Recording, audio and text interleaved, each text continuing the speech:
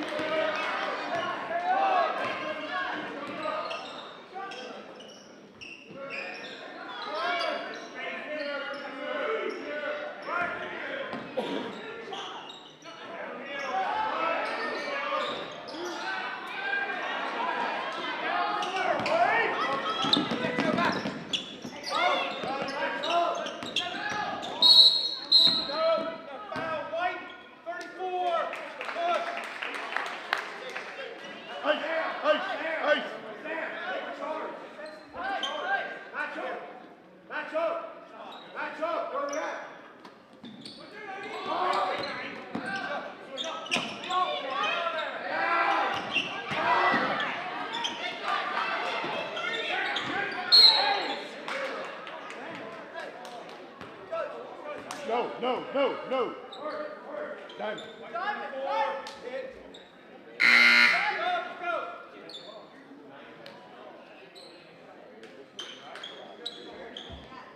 34-70.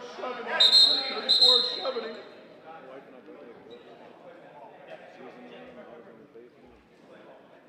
Play ball. 34 is pushing from behind. Hey, you guys are keep your heel on. What about that?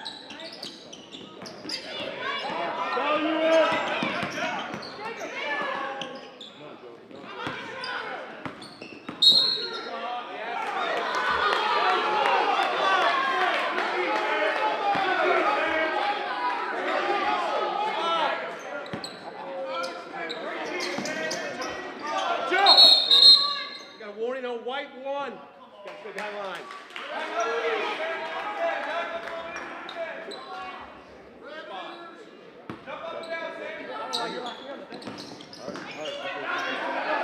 Set it up.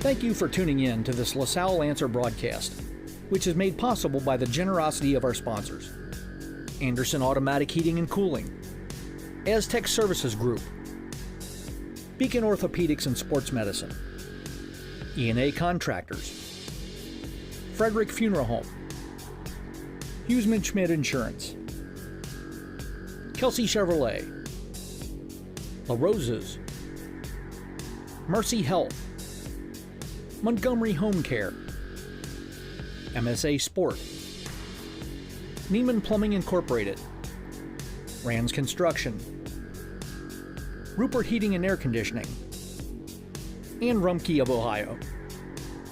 Lance. It's off white, good goal. Ice.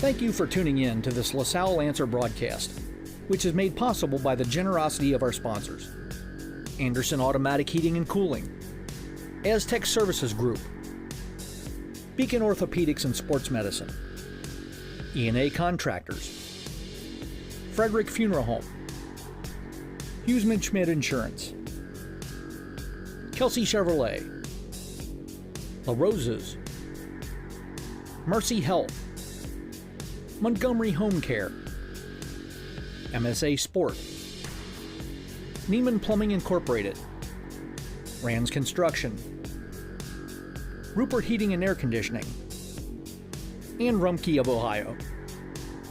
Lancer Nation thanks all of our sponsors for their support of our broadcast and LaSalle Lancer Athletics.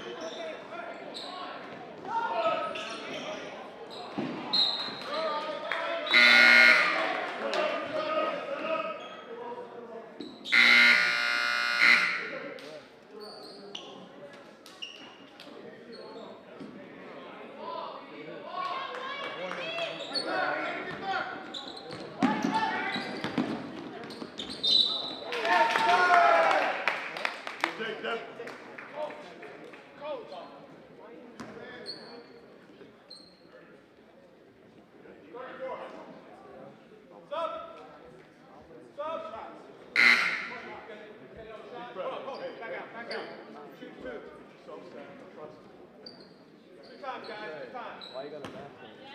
Why you gotta mask him? Why are you coming here?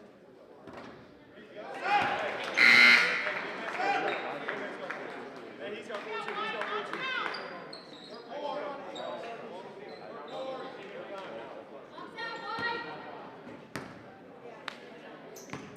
Coming in my car today.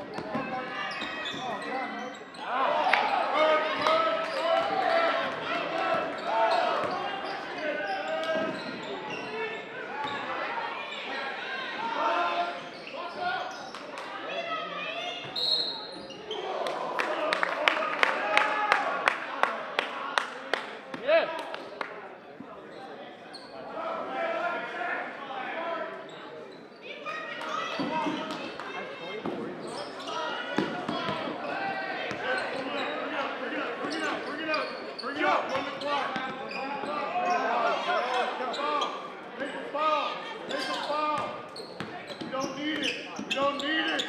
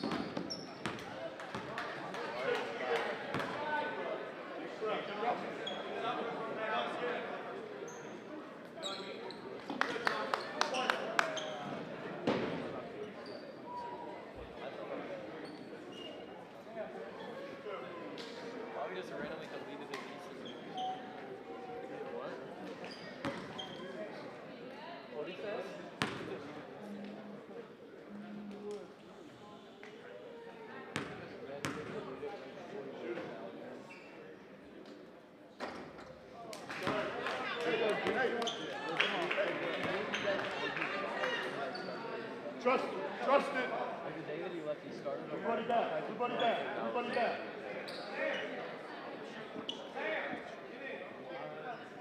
Sure. Carter.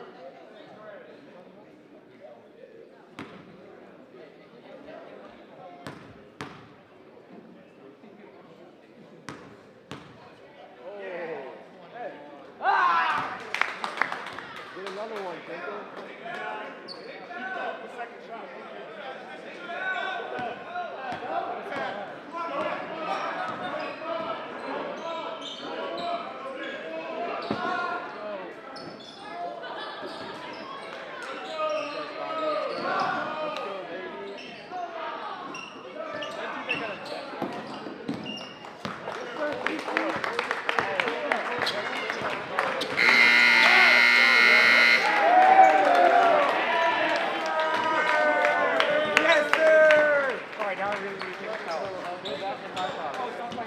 Line up.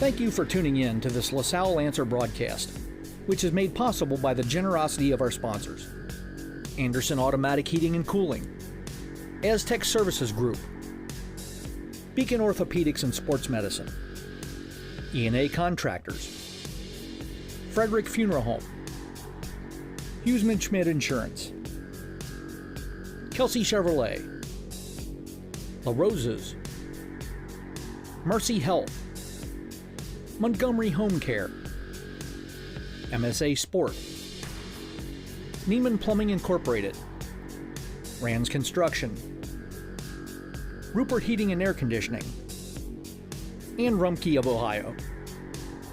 Lancer Nation thanks all of our sponsors for their support of our broadcast and LaSalle Lancer Athletics.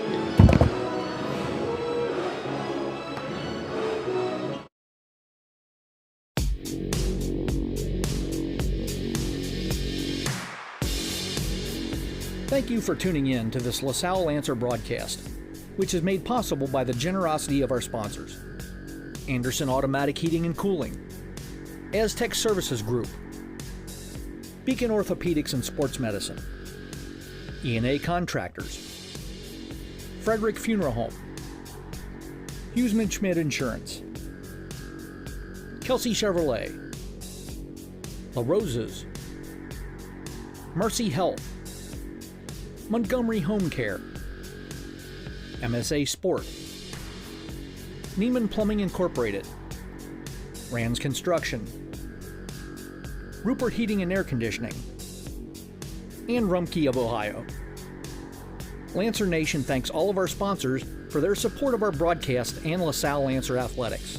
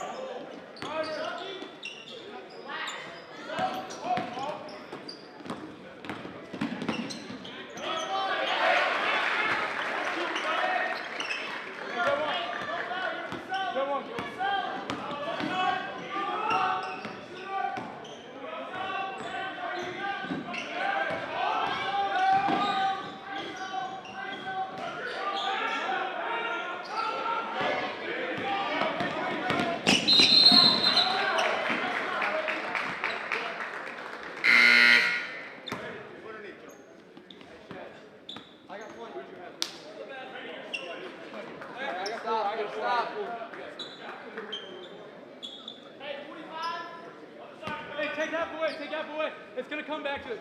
Stay attached to him, it might come back. It's a hand up, hand up, hand up, hand up. Put it back there. Rebound! Go!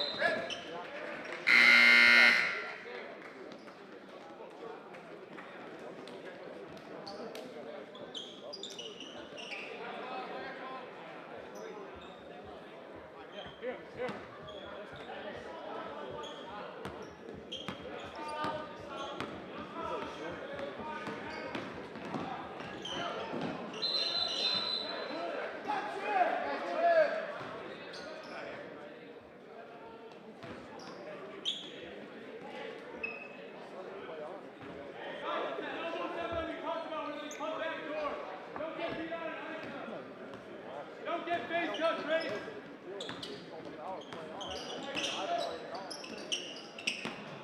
Good job, Will. Good job, Will. Hey, take half away. Take half away. It's coming back over the top.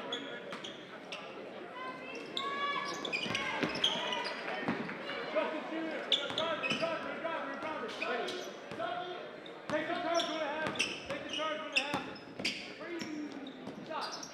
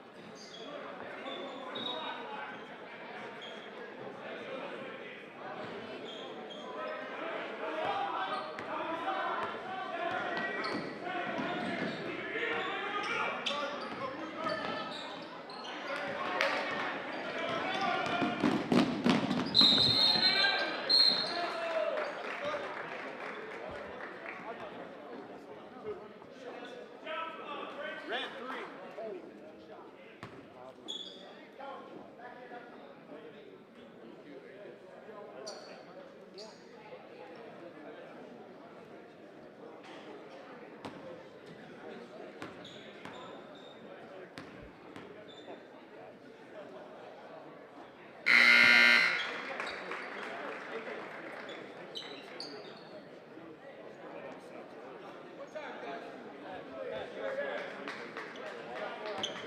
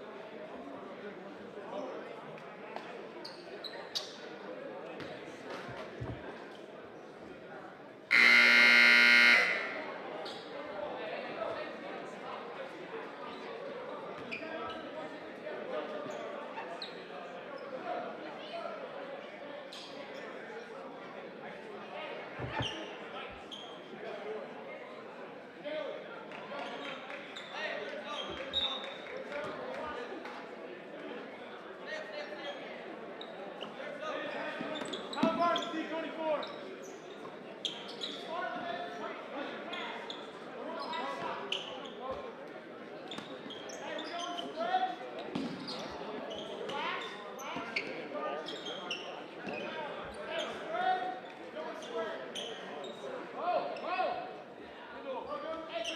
Hey, George!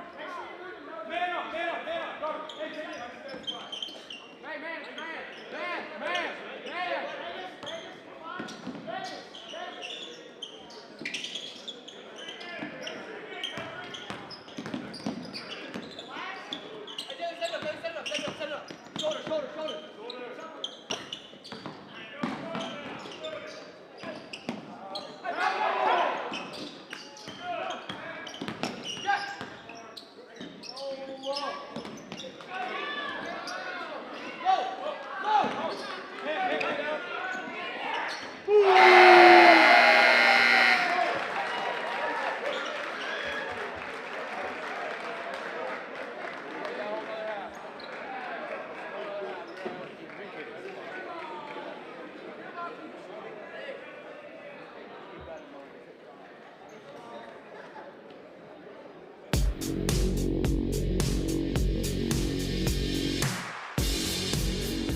Thank you for tuning in to this LaSalle Answer broadcast, which is made possible by the generosity of our sponsors: Anderson Automatic Heating and Cooling, Aztec Services Group, Beacon Orthopedics and Sports Medicine, E&A Contractors, Frederick Funeral Home, Huseman Schmidt Insurance, Kelsey Chevrolet, La Roses, Mercy Health, Montgomery Home Care, MSA Sport, Neiman Plumbing Incorporated, Rand's Construction, Rupert Heating and Air Conditioning, and Rumpke of Ohio. Lancer Nation thanks all of our sponsors for their support of our broadcast and LaSalle Lancer Athletics.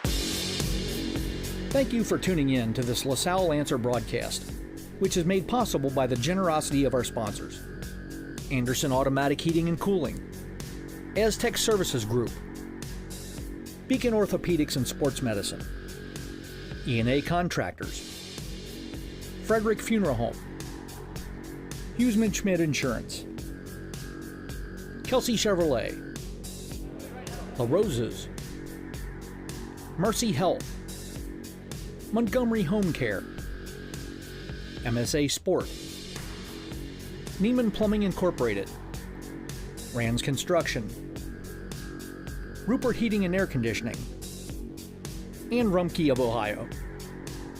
Lancer Nation thanks all of our sponsors for their support of our broadcast and LaSalle Lancer Athletics.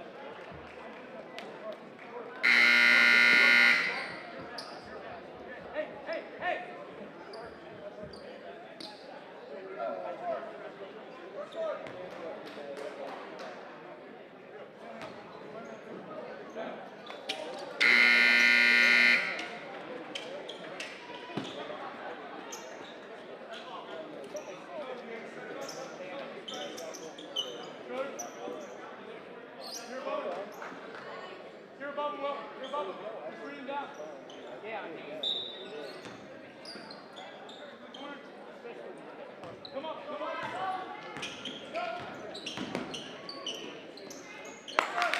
Get off! Get off!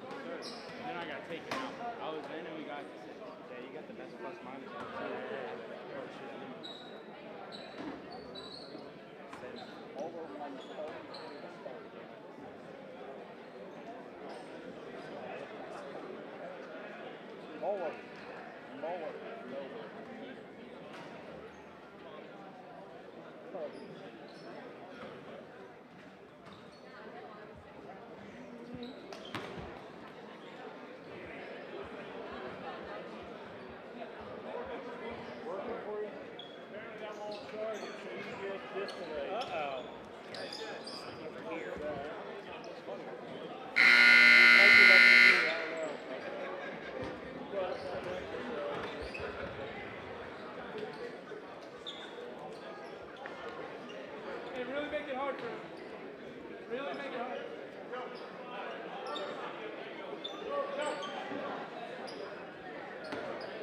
Cut. Yeah.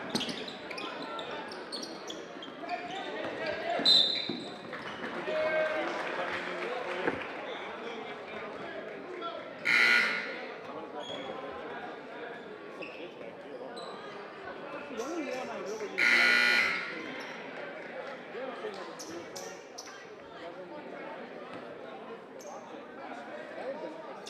I would never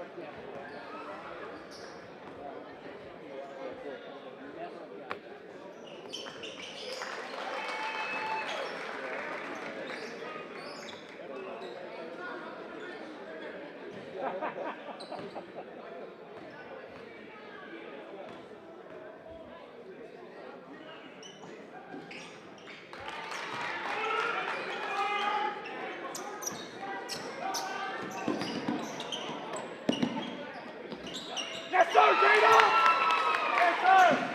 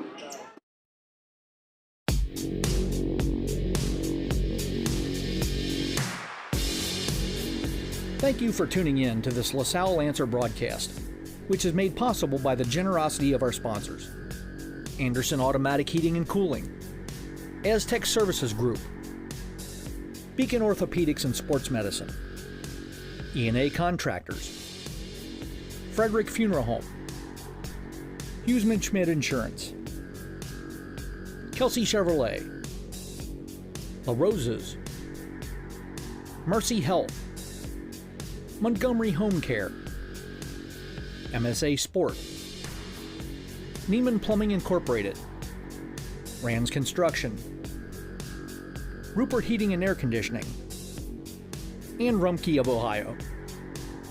Lancer Nation thanks all of our sponsors for their support of our broadcast and LaSalle Lancer Athletics.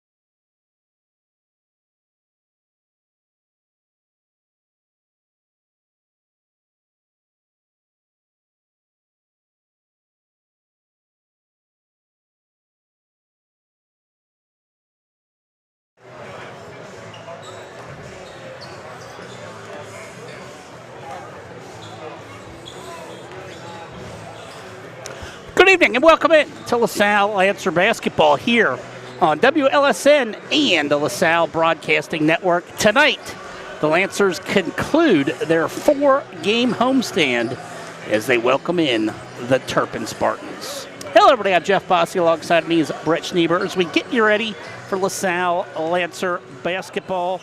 The Lancers come in at 4-3 on the season with back-to-back home wins over Wyoming and Oak Hills, while the Turpin Spartans come in with a perfect 6-0 record.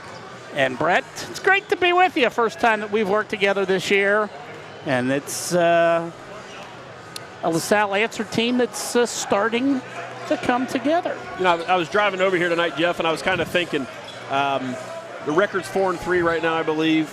To me, they've won the games they should win, and the 3 losses are against 3 really good teams when you look at Fairfield, Walnut Hills, and Covcath. So, you know, I think, you know, the last game I did with Marty Strohoffer here, talking to Pat off the air and on the air, he really likes his team. Like he likes his kids, and the kids like each other.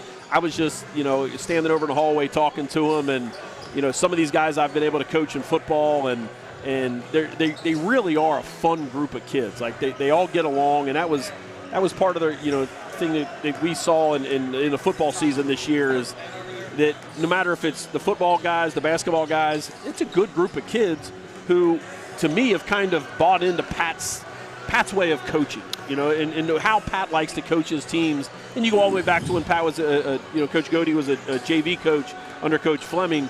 Guys kind of took on his personality, and I think this team is really starting to do that. Yeah, I think it really has.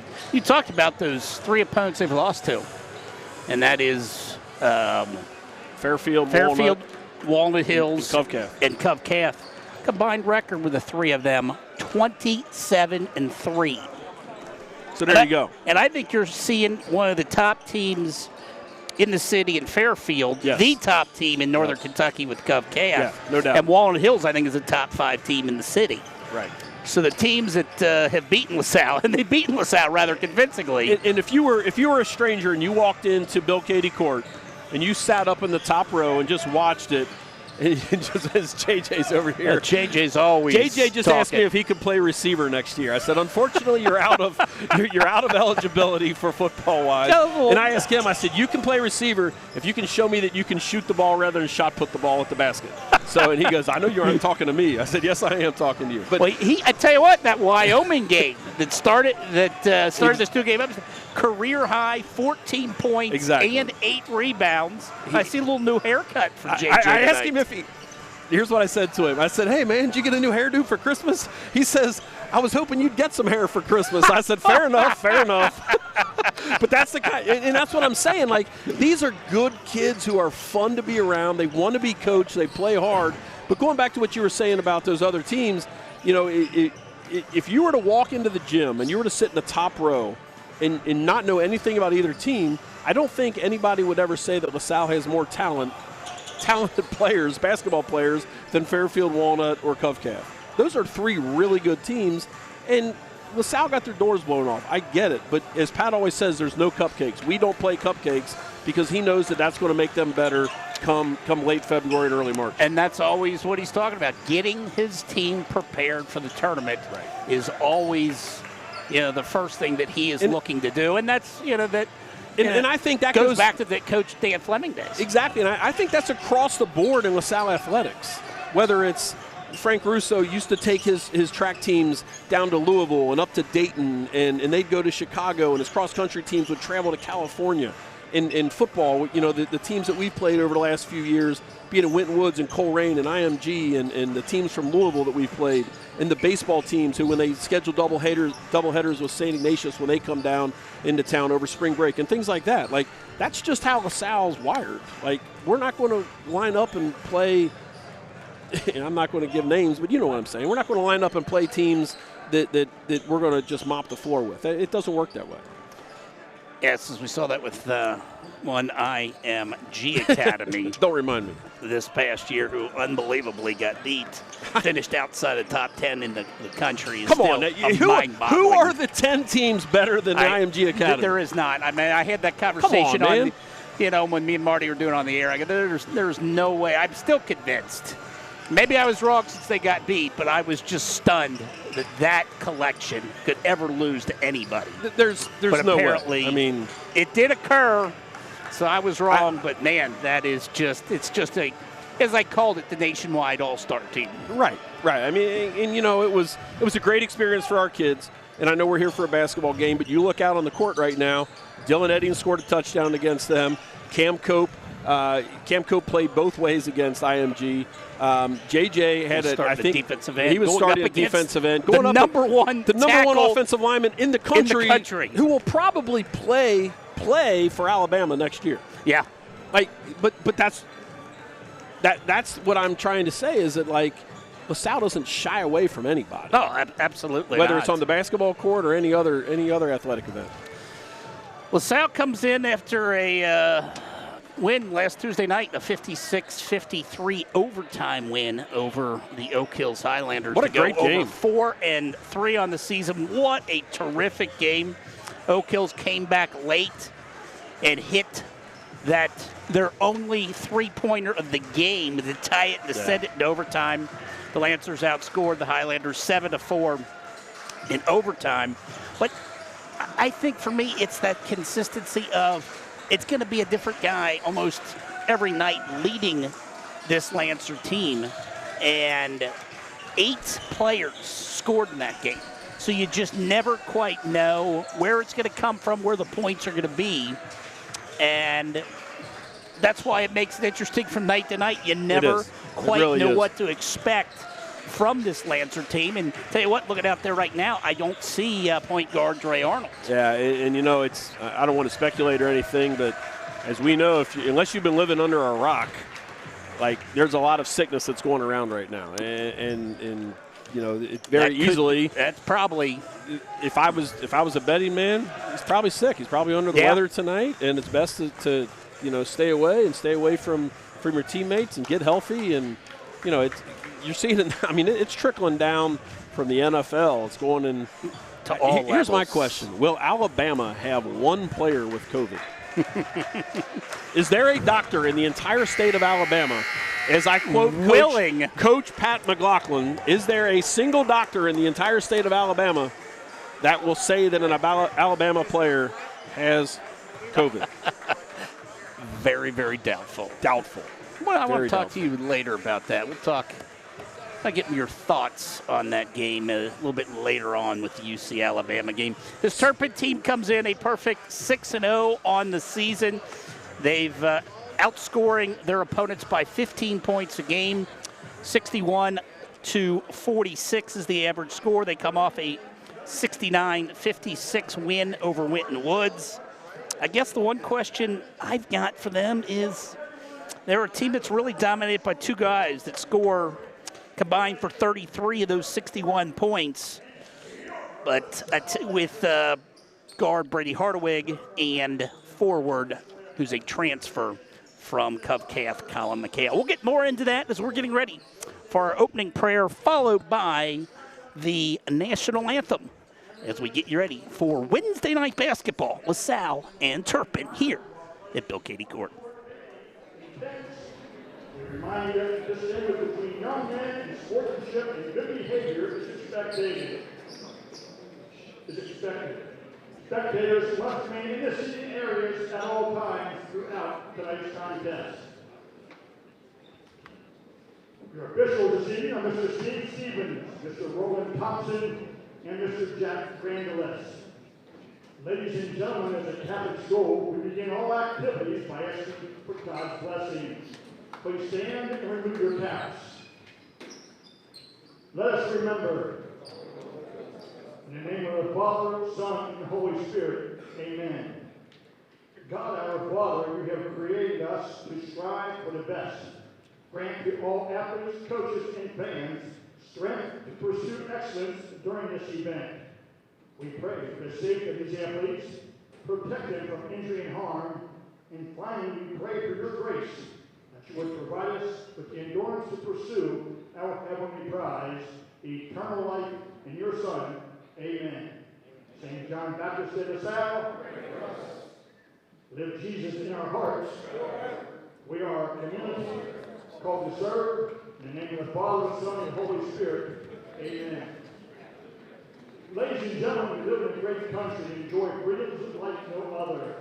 To honor Americans and show respect for all servicemen and women who are currently serving, have served our country to defend our rights and freedom, please remain standing and direct your attention to the flag as we play the national anthem.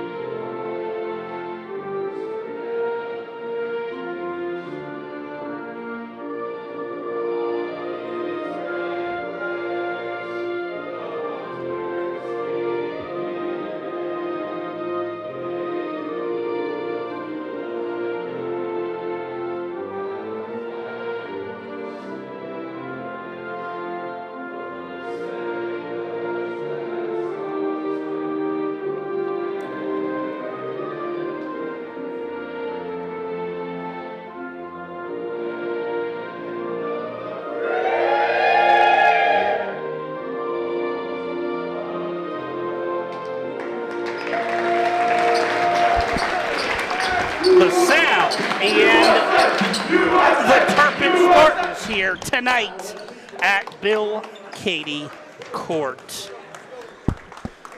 Taking a look at the starting lineups first for the visiting Spartans at guard, a 6'1 junior, number 1, Brady Hardwig. Number 2, a 6-foot guard, number 2, Devin Merite. At guard, a 6'3 senior, number 10, Jack Selfridge. Your forward is a 6'6 senior, number 11, Colin McHale. And at center, a 6'5 senior, number 12, Jaron Terhorst. The Spartans are coached by Josh Slonim in his 5th year with an overall record of 64 and 36. Now for your LaSalle Lancers at guard, a 6'3 junior, number 11, Nick Heffron.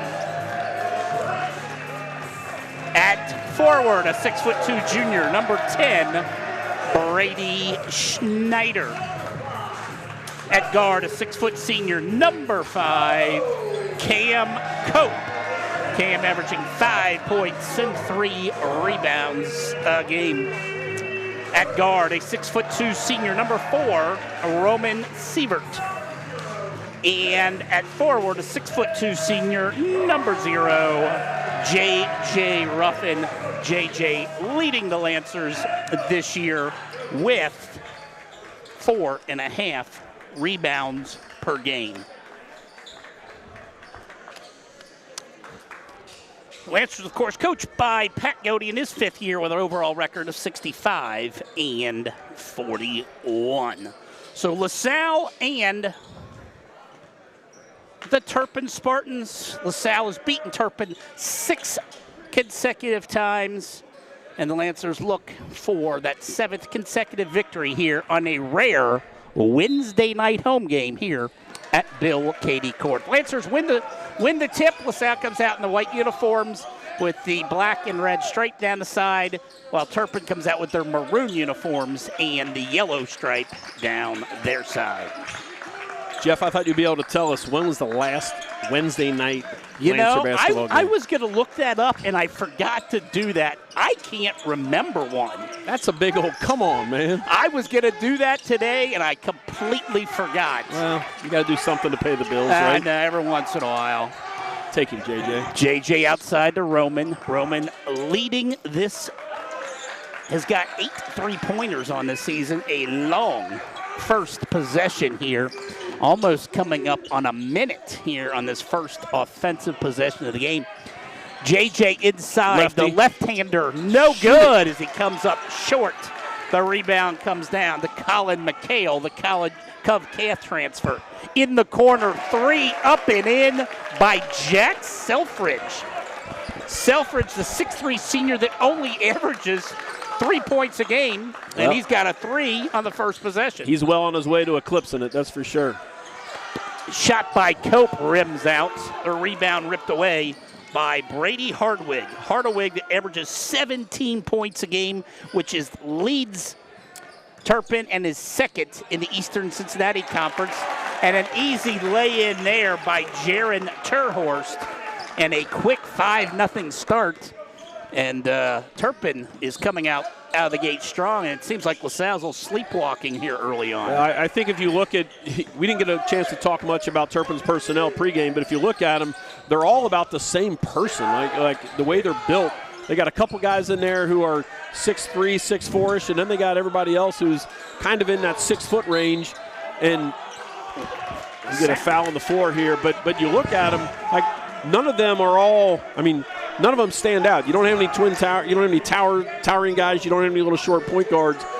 And the thing about them is they can all shoot and they can all play. And I walked in the gym and I saw Pat, and he said 1, 2, 11, 12. He said that's what you got to worry about. And to me, those are the top 4 players right there, and they're all really good shooters. Yeah, most of their production comes from their 5 stars. They don't get much from their bench. Good hustle there by Cam Cope, contesting the rebound. 54 of their 61 points come from their 5 starters. Yep. So that's where the majority of points comes from with this team. When you look at their 5 starters, they're averaging 17, 8, 16, 10, and 3. So, like you say, it's balanced scoring. It is. And that's what Pat would love to see. And you alluded to that pregame, is that you never really know who's going to step up. And Pat always says that if you can get guys to score 10 points a game, as JJ's struggling from the field right now. Lancers. But if you can get balanced scoring, you can always have a chance of being successful. Lancers have missed their first 5 shots of this game, as they're going to say the ball was touched and was not over and back. And they're going to roll. Could not quite see what happened there. He's right in front of Pat, and Pat's irate right now. Pat I couldn't see around him. He blocked my view of what happened. So Pat's irate. He's giving it to this official right here. I haven't seen this official before. No. I think he does a lot of Blanchester Goshen games. He's in for a rude awakening here on a Wednesday night. Wait, what if he gets a LaSalle Elder game in February? Man, and it's always weird when you get officials, they travel by themselves. They are not an assigned group. Shooter's touch right there by Brady Hardwig. Hardwig, who is coming off a 30-point performance in their win over Winton Woods. And it's a 7-0 Spartan lead. Cope shot. That's an air ball. Rebound taken by Colin McHale. And a foul will be committed under the basket that will go against the Lancers, Brady Schneider, and that's the first foul of the game for the Lancers. Jeff, we mentioned Brady Hardwig before. As I was doing some game prep here, I saw the last name Hardwig, and it just started ringing bells in my head. I actually, as a kid, played against his dad, Gary Hardwig, and then as I did a little bit more research to find out if it was his dad, I found out that his dad was actually on the staff at the old Amelia High School. And so I can guarantee you this, Brady Hardwig grew up in a gym. His dad's been and as I found out, his dad coached him all the way up. So you see him getting the rebound right here. Lancers got the steal and missed 2 more shots. The lid is on the basket down on the Lancer side. 0 for 7 right now from the field, and that is why the Lancers are trailing and have yet to score. Stole away by Anthony Holmes, who's just entered the game. Over to Dylan Eddings. Come on, His Dylan. There layup you go. goes up and in. Dylan Eddings, the 6'1 senior, has the first basket of the night for the Lancers, and it's 7-2. And this is just a really good shooting team, this Turpin Spartan squad. Shoots 49% from the field. As a team, 49%. And a blazing 77% from the free throw line, which is just not something, it's not a number you normally see at the high school level. Right. And that's not, the top 2 guys are shooting 84 and 85%, and those are on 42 and 36 attempts. Yeah, those are 2 that get It's a lot of attempts. The most on this team. Cam Cope to the basket, kicks it out to Holmes. A rare shot by Anthony Holmes is off the mark. In fact, that's just his 3rd shot of the season. And down comes Turpin with a 5-point lead, and they throw it away. Colin McHale throws it behind his intended teammate. LaSalle with only 2 points here in 3 minutes, 13 seconds to go in the first quarter. To me, if you need to get a bucket, you got to do it in transition. You got to force a turnover, get an easy bucket. Get a breakaway layup, lay it in, get the press going, and then try to get a turnover and get some momentum going that way. On the court for the Lancers now, it's Cam Cope, Brady O'Connor, J.J. Ruffin, Brady Schneider, and Ian Bierbaum. So that is the five. Coach Godey looking for that right combination here in this first quarter. See if they can get the ball into the net here. They've been struggling. 1 of 9 so far. Spin move. There you Shot go, up JJ. and in. There you go. I tell you what, he did not have that in his arsenal last year. Oh no, not even. I mean, he was only getting a few minutes a game last year, and to see what he was able to do there, as McHale misses one from I think it was Colin McHale there, missed a three. But JJ, I'm telling you, he likes basketball. He likes football. He likes competing, and he's just a fun kid to coach. He really is. And so happy to see him going to Robert Morris Yep. to play football for the Colonials. And we wish him all the luck in the world as he heads up to the Pittsburgh area. Thing is, he wore different baseball caps throughout the football season. I'd see him walking through the De La Salle Center. Ian Bierbaum would have missed 3. He is their 3-point specialist. Yeah, you see, he never got his feet set under him. But going back to what I was saying about JJ, there was a lot of days he was wearing a Pittsburgh Pirates cap. and how just to see that, where's he going? He's going to Robert Morris in Pittsburgh. So with that about 3-point specialist, Ian Bierbaum.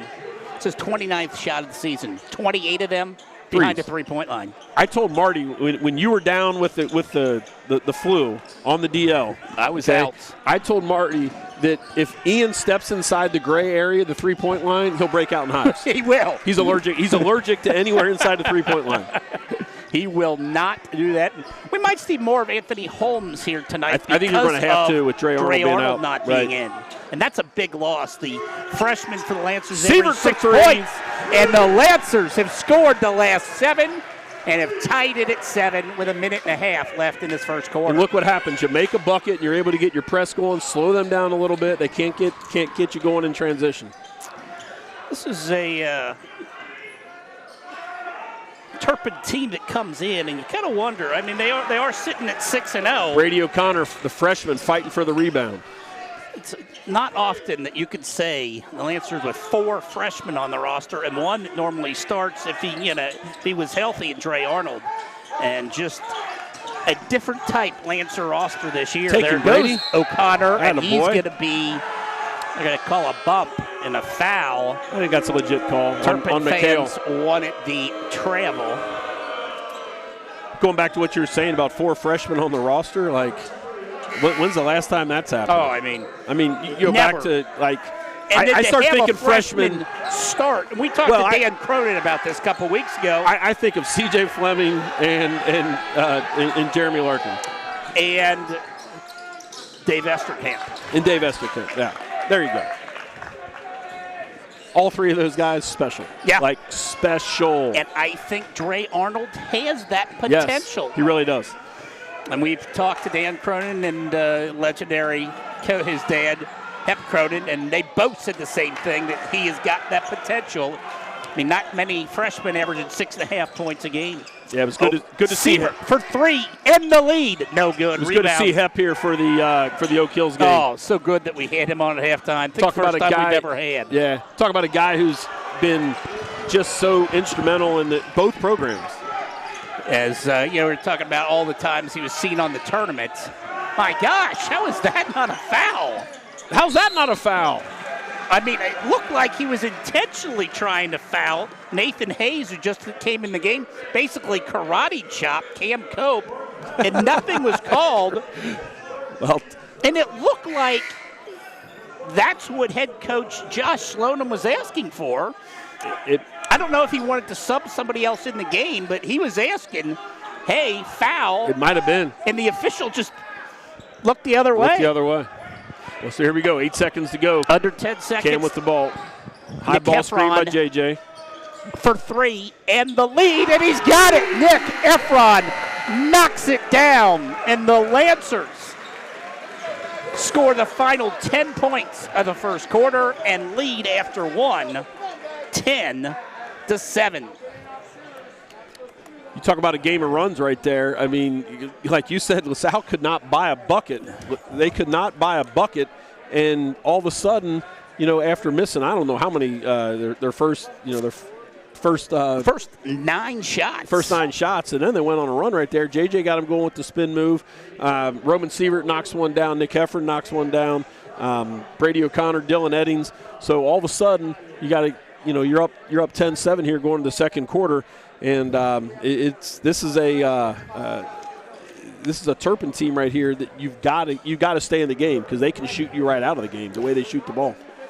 That first quarter was brought to you by Neiman Plumbing. For all your plumbing needs, call the fine folks over at Neiman. We head to the second quarter. Second quarter brought to you by E&A Contractors. 10-7. Turpin scored the first 7 points. The Lancers the final 10. And LaSalle leads 10-7. I tell you what, though, Brett, the second quarter of games has not been kind to the Lancers this year. I mean, what does Tim Brando says? The iron has not been kind. They've been outscored in 5 of those 7 games in the second quarter, and they've been outscored almost by 60 points. Well, I think in second quarters of games. Heffron, a little bit long here. And, and they're going to get O'Connor for over the back. And that's just been my thing.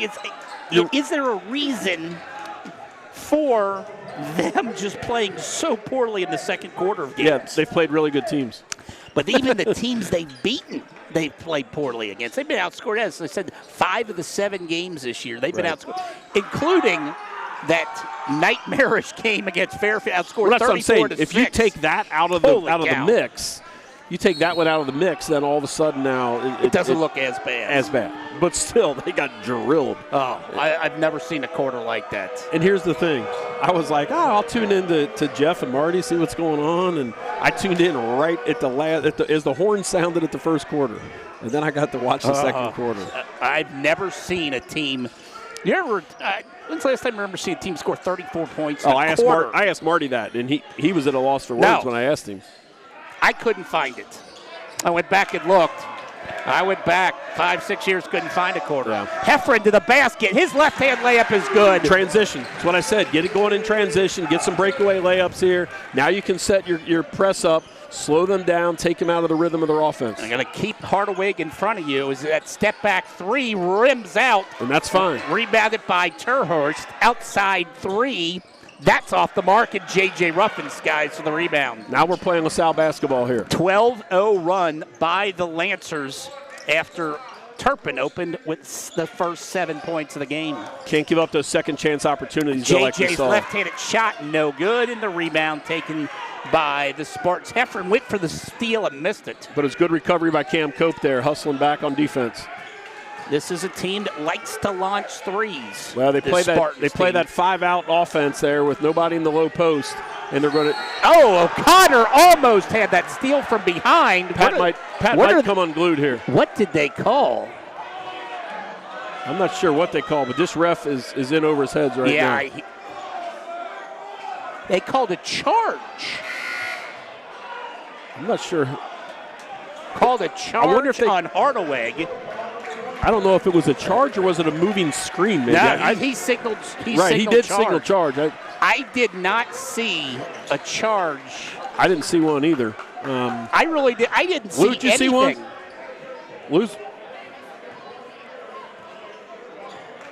Oh yeah, he did. He did. That's exactly what happened. As he went to cross him over, he got his arm up over the top of Anthony Holmes. It was a good call, actually, a really good call by the ref. I take that back, sir. I take that back. Yeah, we didn't. You'll make up for it later on. Don't worry. I have a feeling he will. Cam Cope to the basket, left-handed layup, rims out.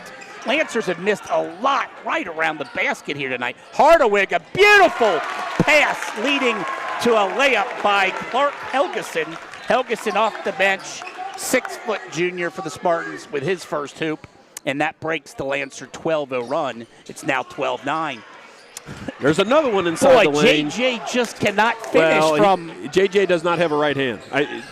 I mean that kind of figuratively. Like, he has a right hand, but he just can't finish on his right side. Everything, you notice, all of his spin moves, everything, he'll get himself to the left-hand side. Yeah, he's just. Good tip. Here we go. Stolen away by. Come on, Ian. Schneider, and Bierbaum didn't know what to do. He was inside the three-point line. Eddings up and in with the harm, and he will head to the line to try to complete the traditional three-point play. That is the 5th team foul whistled on Jeffy, Turpin. Ian Bierbaum on that possession. He got to the 16-foot mark, and he threw on the brakes and looked for somebody to throw the ball to. And he really didn't even have anybody in front of him. No, but he's like, I can't get inside the arc. He didn't know what to do with it. He's going to have to go find a Benadryl. He did getting that close inside the arc. Know what to do, and therefore Pat has taken him out of the game. Nick Heffron back in along with Anthony Holmes. Holmes is just really that defensive bulldog for this Lancer team. Not much of an offensive player. I'm telling you, this is a really good defensive team on the court right here. You got a lot of length out there with Sievert and Heffron. And Stolen away by Heffron. He gets a tip right there. Come on, put him in jail. Go finish. Shot up and attaboy. But you look at foul will go on Dylan Hinton, and the Lancers will now be in the bonus for the final 4:49 of this first half. And they're making things happen on the defensive end. You look at that crew that they have out there with Holmes and Brady O'Connor, Dylan Eddings, and Heffron and Sievert. Those guys, I mean, you look how long they are. There's a lot of length, and so it's matching up with the personnel that Turpin has on the court themselves. And just as you're talking about that, the Lancers have now forced 8 Turpin turnovers. Yep. And that is what has triggered this run for the Lancers and for them to flip the scoreboard. Yep, and you look at the field goal percentages, Turpin shooting at 31%, and LaSalle's up to 30 after starting 0 for 9. So they're 6 for their last 11, LaSalle is. Second rebound, no good. Last touched by the Lancers. Timeout, Turpin. So timeout taken by the Spartans. 4:46 left. It's LaSalle 15 and Turpin 9. That timeout brought to you by Rumpke of Ohio. And just the email I got today, they will stay on their normal schedule for their holiday pickup. How about that? They're nonstop. Yes, they are. The athletic team's Christmas wish list. You still have time for that Christmas gift for an individual Lancer sport, whether it's the baseball team looking for a storage shed, basketball team with team bags. Could be the football team there. We heard, Brett, you guys looking for a storage container and end zone camera. The end zone camera is huge. I mean, for what we do, the way we coach from everything from the end zone view, being able to coach, Coach Durger and Coach Huxell coaching the line from the end zone view, it's huge for us.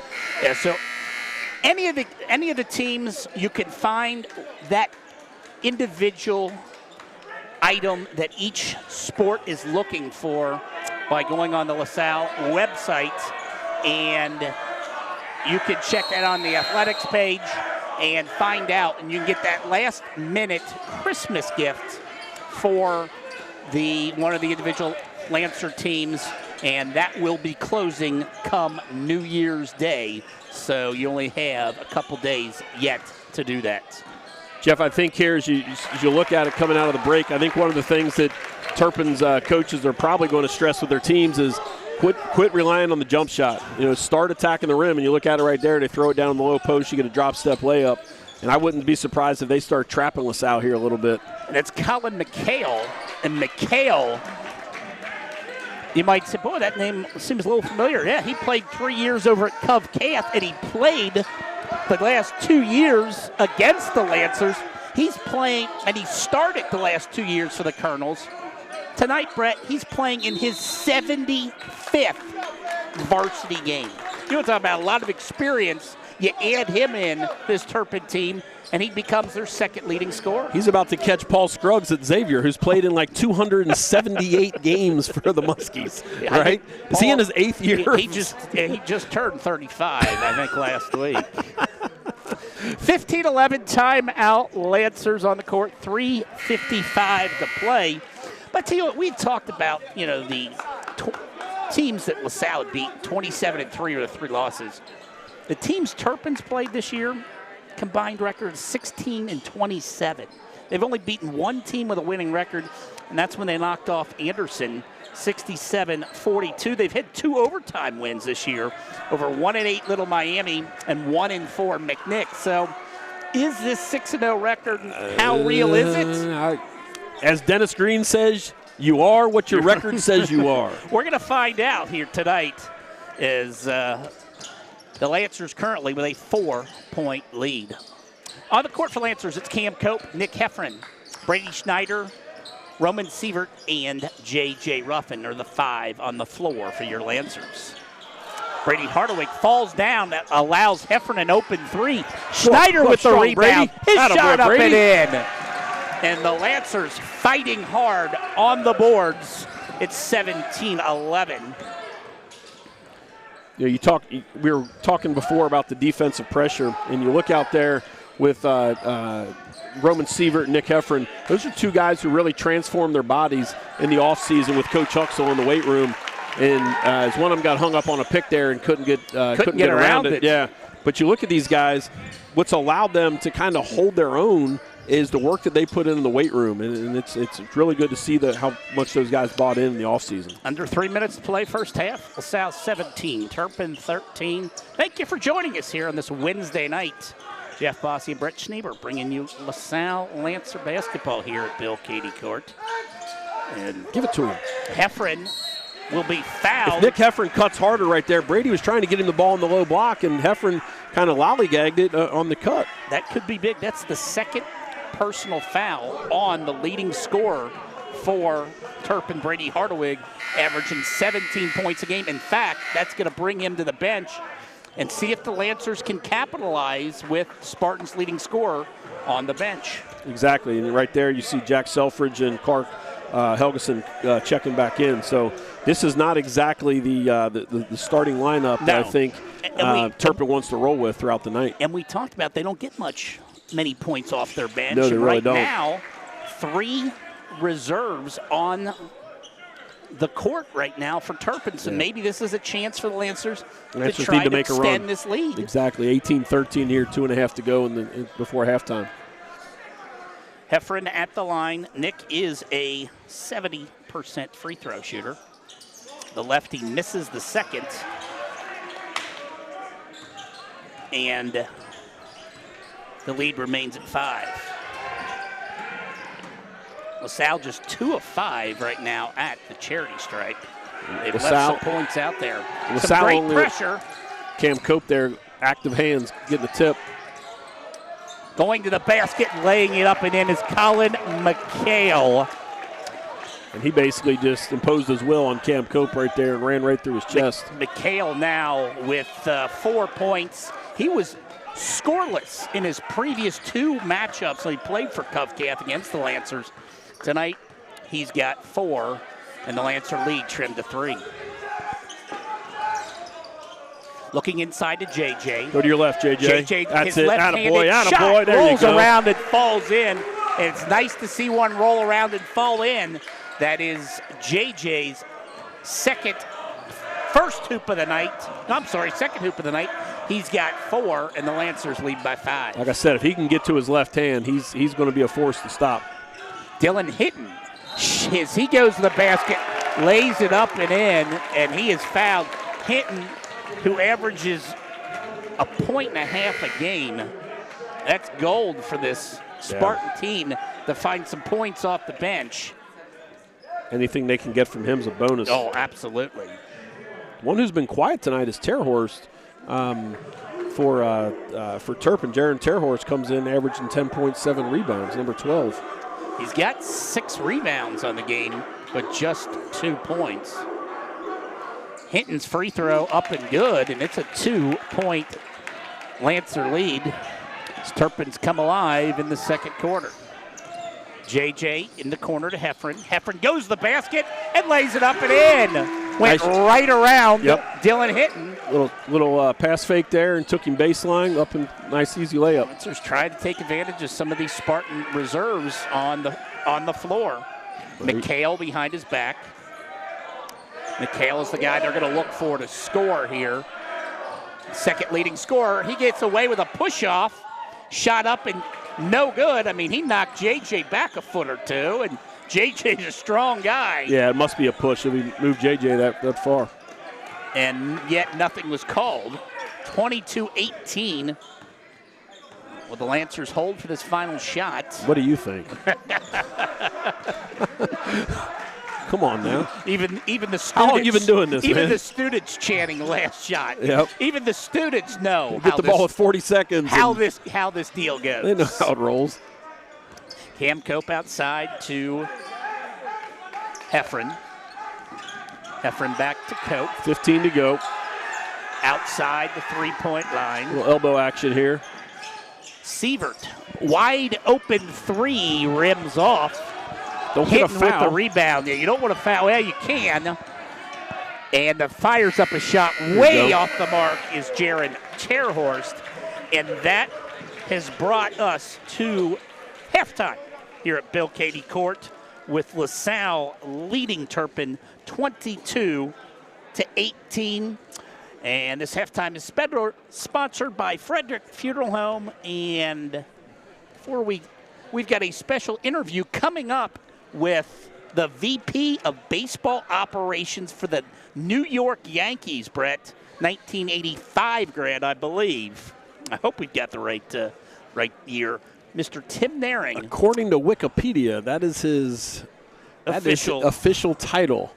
Now, I think his official title is the all-time host for the LaSalle Sports Staff. There's nothing better than when he was hosting it. What a classic. Oh, the jokes. I mean, they get better. They get better with age. That's for sure. Absolutely. We're going to take a break, run through some of our sponsors here at halftime, and hopefully be able to talk with Tim Naring as it is halftime here at Bill Cady Court with LaSalle leading the Turpin Spartans 22-18.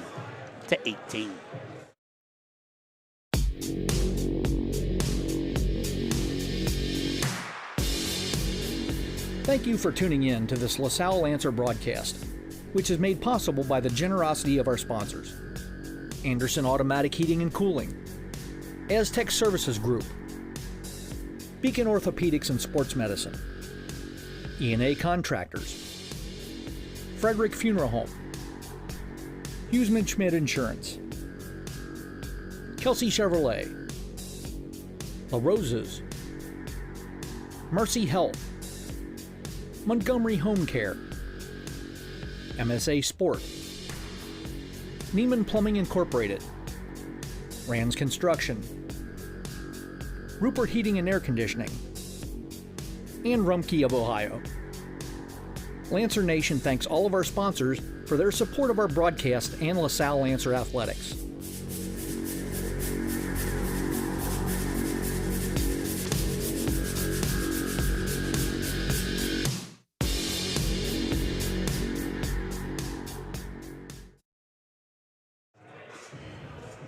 Back here at halftime at Bill Cady Court with LaSalle leading the Turpin Spartans by the score of 22-18. And the Lancers are looking to win their third straight and their fifth game of the season. We've got a special guest joining us now. Mr. Tim Naring, 1985 grad. Jeff Bossy, nice to meet you. Good I don't to know see if you. we've ever talked. How's things? And do we have your title right? Is that it? VP of yep. Baseball Operations for the New York Yankees? That's it. That's it. Yeah, that's, we want to make sure we Got the give lockout you the going on right now, buddy. Yeah, is there making any progress in that area? My gosh, you don't hear anything about it. Yeah, it's the higher ups are taking care of it, and hopefully we can get an agreement and get back to off-season trades and free agent signings and be ready for spring training. All that fun stuff Exactly. that's on out there. And you are if I'm not incorrect, 1985 Correct. Lancer grad. Yep. Kind of talk about what your memories were playing here and going to school here at LaSalle. Oh, it was great. You know, I look back at the 4 years at LaSalle and think about, first of all, being an all-guys school and everybody, the spirit, the rally behind the athletics, close-knit, long-lasting friends, great teachers, great education. And I like anything in life, you don't realize how good it is until you go to the next level and you go on to university, college level, and then you go out into the real world and you realize what kind of a great education and, the people here helped create and mold a lot of men in the right way. So great experience. And obviously, it was fun coming back tonight and getting a chance to see a lot of old friends. Yeah, it was sure it's not a chance that you get to come into town a whole lot, especially not with a chance to attend a LaSalle sporting event. For the people that aren't aware, talk about what your career was, that people that might not be, and I can't believe there's anybody out there that's not aware of Tim Naring's career, but kind of run down a little bit about what your bio. Yeah, I obviously grew up on the west side of Cincinnati, able to attend LaSalle for the 4 years. Decided to go on to Miami of Ohio, basically to continue to get my education. When I went there under a baseball scholarship, I started to get a little bit bigger, stronger, started to play better.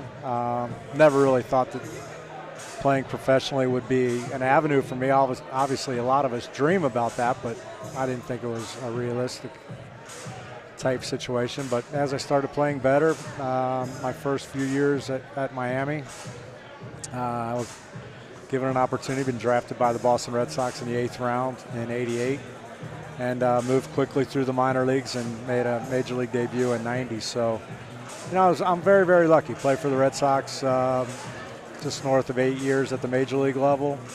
Finished up my career because of an injury, but came back, worked for the Cincinnati Reds for a number of years, and then I guess now will be year 14 or 15 working in a variety of roles for the New York Yankees. So, talk about what your position with the Yankees encompasses.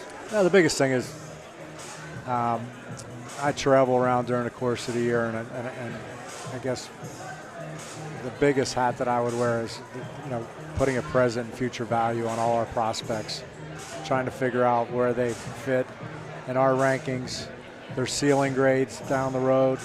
And then as we go into trade deadline, what guys are being asked for, trying to put together the pieces from our end on what should and should not be included in a trade, helping Brian Cashman any way I can in the offseason with potentially, voting on and grading out all the major league free agents, looking at some of the minor league free agents, and obviously putting together our 40-man roster and ultimately the 26-person roster. So, again, it's a lot of responsibility there. Yeah, a little bit. We're very lucky. Obviously, coming from a huge market and an ownership group, and the Steinbrenner family is very supportive in a lot of different ways. Obviously, one being financially. So when we go to see a game and scout a game, every player that's out there, we're potentially in play on. And funny is, right now in your system, you've got a LaSalle grad that went to Miami. Yeah. And talk a little bit about him and where his progress is at the moment. I had a chance to see him quite a bit last year, and Nick's doing well. He obviously, Nick Ernst is who we're speaking of. Exactly. So Nick and I have really walked a very similar path, being LaSalle, Miami of Ohio, and both of us having Tommy John surgery. That's for him, I figured it had a special place in your heart then. Yeah, exactly. But I had a chance to see Nick. He had a nice season. I actually personally think, at some point with his size, physical strength, now that he's starting to get over the injury and building up the innings, who knows if it's going to be a reliever role, a starter role, but I definitely liked what I saw last year.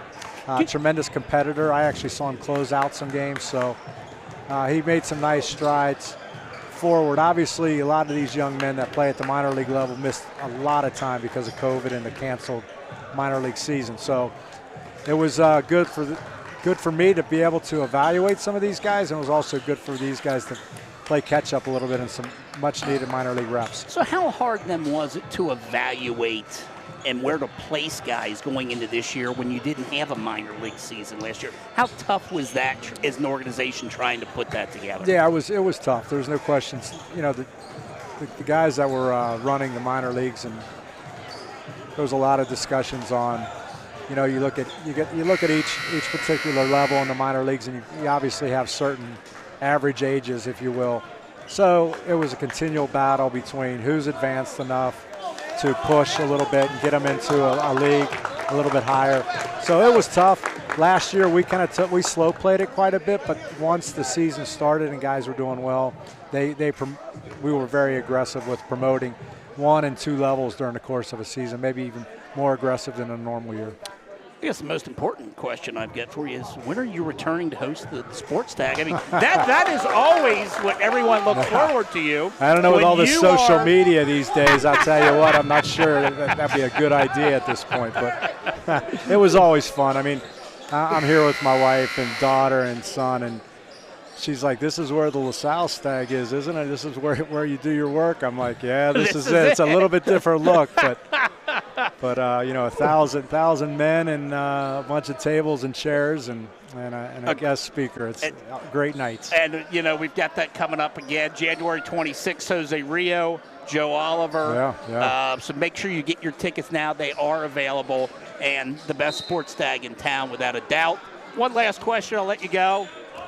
What do you think of this first half? What do the Lancers need to do? I'm going to let you become a basketball savant here.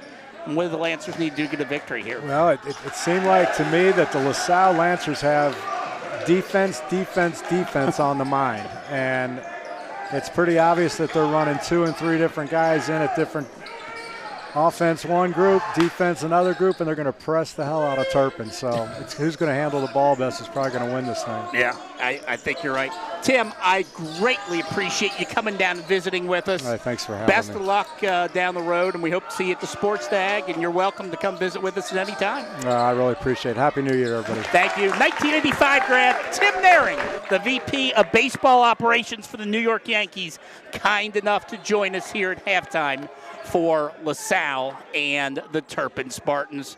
An honor to get on Mr. Tim Naring.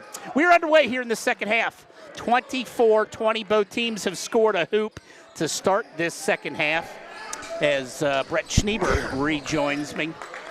And tell you, what a great guy. It's really the first time I've had a chance to have a conversation with Tim Naring. But a guy to be involved that long in baseball and going on his 15th year and basically being in charge of all the minor leagues and who goes where with the Yankees. And we talked about Nick Ernst, who is very similar to him, LaSalle grad, Miami grad, and also had Tommy John surgery. Right, yeah. Right. Well, maybe there's a reason that maybe it goes hand in hand that the Yankees are such a stable organization. And you know, there's not a ton of turnover as you see in a lot of these other organizations. Like, if you asked me to name 10 managers right now in the majors, I probably couldn't do it. I don't think I could either. No, but back in the day when we were kids, we could name the starting lineup of every team before free agency and all that other kind of stuff. So it's, I think it kind of goes hand in hand. And you know, he's a LaSalle grad, and he's doing great things, and good for him. And always think back to the days when he emceed the LaSalle Sports Tag. I asked him when he was coming back, and he said, well, you know, with social media these days, I don't know if that's a good idea for me if I want to keep my job at the Yankees. It would have to be G-rated. That's just no fun. Dylan Hitton spins in the lane and lays it up and in. All of a sudden, Dylan Hitton is the second leading scorer, actually the leading scorer with 8 points for this Turpin Spartans team. You want to talk about a guy that came in averaging just a little over a point a game. Shot is too much dribbling, and too much dribbling by Brady Schneider there, and Pat's going to get him out of the game real quick. 26-22. Going baseline is Colin McHale. His layup is no good. Gets his own rebound. Second shot up and in. And it feels like the way this game started, where Turpin was more aggressive going to the basket. LaSalle a little bit passive and kind of feels that same way as we start this third quarter. Agree there. McHale did a nice job of following up his own shot, and that's what LaSalle can't allow to happen is to get those second chance opportunities. Nick Heffron. Heffron taking it strong to the hole. Lays it up and in. Nick Heffron now with leading the way for the Lancers. He has 13 of the Lancers' 28 points. 28-24, 5:10 left third quarter. And what has been a great game. McHale loses it. Heffron with the steal. Up to Cam Cope. Cam's layup up and in. All of that started because right there, Nick Heffron came over on help side defense, was able to get the tip, recovered his own tip, threw it up to Cam layup. I mean, Nick Heffron, what a play. Hardawig, NBA-style three there. Cam Cope with the box out right there, and I think that's one of the things that Coach Godey stressed at halftime was eliminating second chance points. It didn't happen with McHale originally there, but Cam threw his rear end into him and was able to get the rebound. Inside, left-handed layup up and in by J.J. Ruffin. Timeout, Turpin. I believe this is the Lancers' biggest lead of the game. They're up 8, 32-24. I would say that might be their biggest lead of the season, but I think I'd be wrong on that. But at this point in the game, I'll take it. An 8-point lead right there, jumping out after it kind of came back to them a little bit, coming out of the box at halftime, and to be able to be up 32-24, we'll take it. Yeah, Brady Hardawig, who comes in averaging 17 points a game, has 2 tonight. His season low is 8. He scored in double figures in all but that one game. He's coming off a 30-point performance in the 69-56 win over Winton Woods. Well, maybe it goes back a little bit to what you were saying about the combined. What was the combined record you had there? 16-27? Yes. 16-27, Turpin's opponent's combined record. So as opposed to 27-3, LaSalle's combined opponent record. And in fact, head coach Josh Slonim has taken Hardawig out of the game, and it might be because of that NBA range three-pointer that he threw up the last time down the court. Into the game with the left-handed shot up and in. I think that's the first time tonight we have seen Trace Jalick. He's a freshman, and I saw him playing in the JV game, and he hit like 2 or 3 jumpers in that 12-foot range right in that exact spot on the floor. So Turpin looking for some points from some unusual folks tonight, and it worked there, 32-26. Roman Sievert working against McHale. Back outside to Cope. Lancers will reset against the Spartan defense. Turpin has gone man-to-man the entire way. Heffron driving to the basket, no good. Gets his own rebound. Left-handed layup, misses. And how many shots from point blank do you think LaSalle's missed tonight? Too many. It's that simple. I mean, you look at points in the paint, and they could have so many more right there. McHale with a tough shot. And I tell you what, when Hardawig's not in the game, it really seems like full focus of the offense goes to McHale, and we see Hardawig getting ready to check back into this game. We wind down the 3-minute mark. LaSalle 32-26 lead. I think they were calling for a travel there by Cam Cope, but it was just a head fake by him, and he pulled it right back out. He's a little bit smarter. All the folks wearing maroon thought it was. Heffron for 3. Bingo! What a game by Nick Heffron right now. Heffron. Jeff, he's doing it on both ends of the floor. Points. Both ends of the floor by Nick Heffron. That gives him a career high 15 points. Previous career high was 14 earlier this year against Fenwick. And a foul outside on J.J. Ruffin near midcourt on Trace Jalick, who was dribbling towards the Lancer basket. Not a good foul. No, silly foul by JJ. I mean, physically, like, he was going to be able to defend him. Jalick was not going to be able to get around him. Just settle down and play defense. You had him 32 feet from the bucket. There's no sense bumping him right at the timeline. He wasn't going to go anywhere. Hardawig checks in, but checking out is Colin McHale. So see if the bulk of the scoring comes from number 1 for the Spartans. The freshman trying to score. His shot off the mark. Sievert with a rebound. I think one of the things. Lancers. I think one of the things that's affecting Hardwig is the fact that LaSalle switches all the ball screens. So when they're playing that 5-out offense with nobody in the low post and they're trying to run all the ball screens, 3 yes! for Heffron. That runs it up to 12-point lead, 38-26 with just under 2 minutes to go here in the third. Nick Heffron with 21.7 of 11 from the field. Charge. The two officials are looking They're at looking each other. at each other, staring Still at each looking other. at each other. Are they going to make a They're call? They're going to call a block on JJ.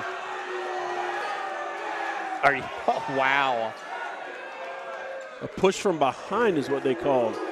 So right there, that's going to give JJ his second. Okay. But going back to what I was saying about Hardwig. This official all night has made some very questionable calls. Is that a good way to put it, Brett? Yeah, I'm not sure what he looks at. Like, his eyes are like staring off in the distance sometimes. Like,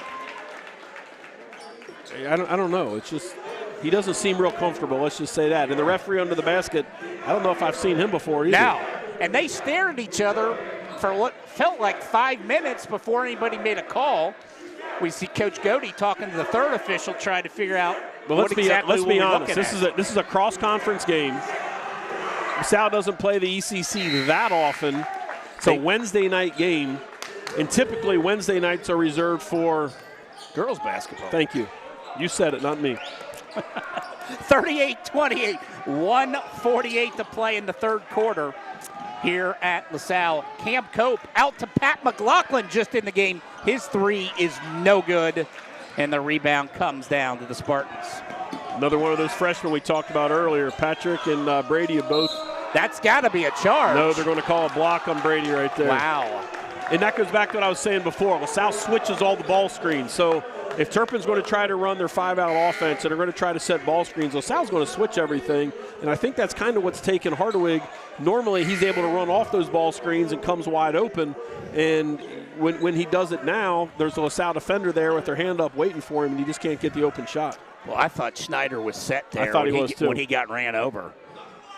But that is the third team foul on the Lancers here in this quarter. LaSalle up 10. Boy, Hardwig is tough to stay in front of.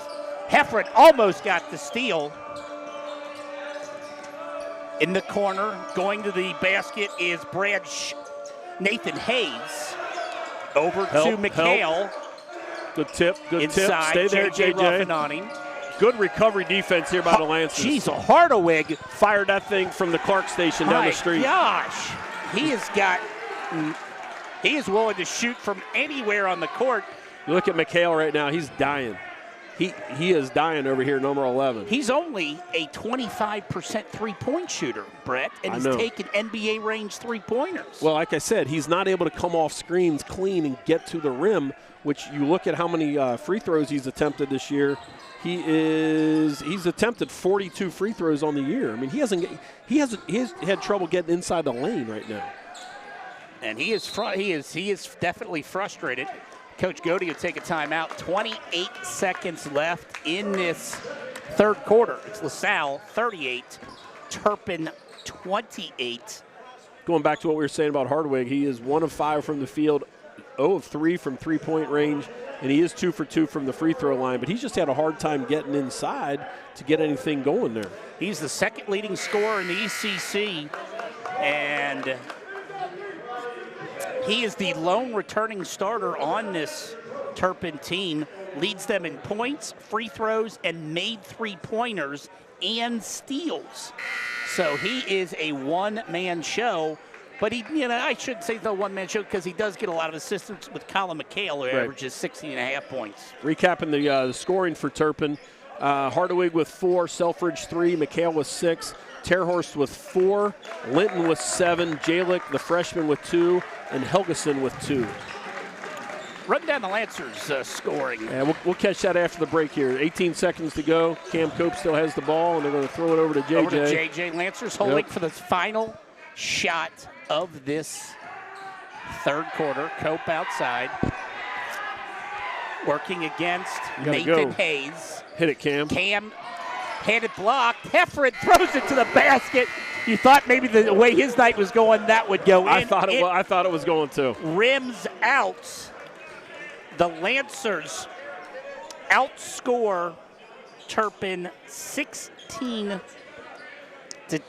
in the third quarter, and they lead 38-28 heading to the fourth. Well, we talked about the Turpin scoring breakdown. We'll take a look at the Lancers here. As we mentioned, Nick Heffron leading the Lancers with 21 points. J.J. Ruffin with 8. Roman Sievert with 3. Brady Schneider with 2. And Dylan Eddings with 4 points on the night. Cam Cope, the only starter who has yet to score for the Lancers. I mean, you take a look at it, Heffron and Ruffin have combined for 29 of the Lancers' 38 points.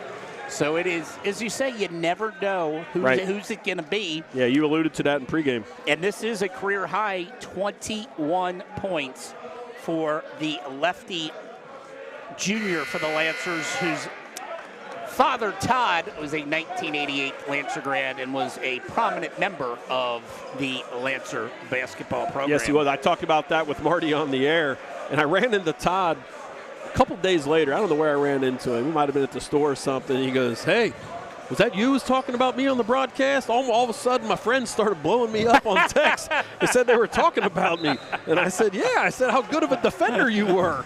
I said, I was saying that Nick must have got your defensive-minded genes, because he was playing a great defensive game that night. And now tonight, all of a sudden, I think he got his mom's genes on the offense, because Todd's job on that team in 1988 was not to score buckets. It was to keep Chris Mack and company from scoring.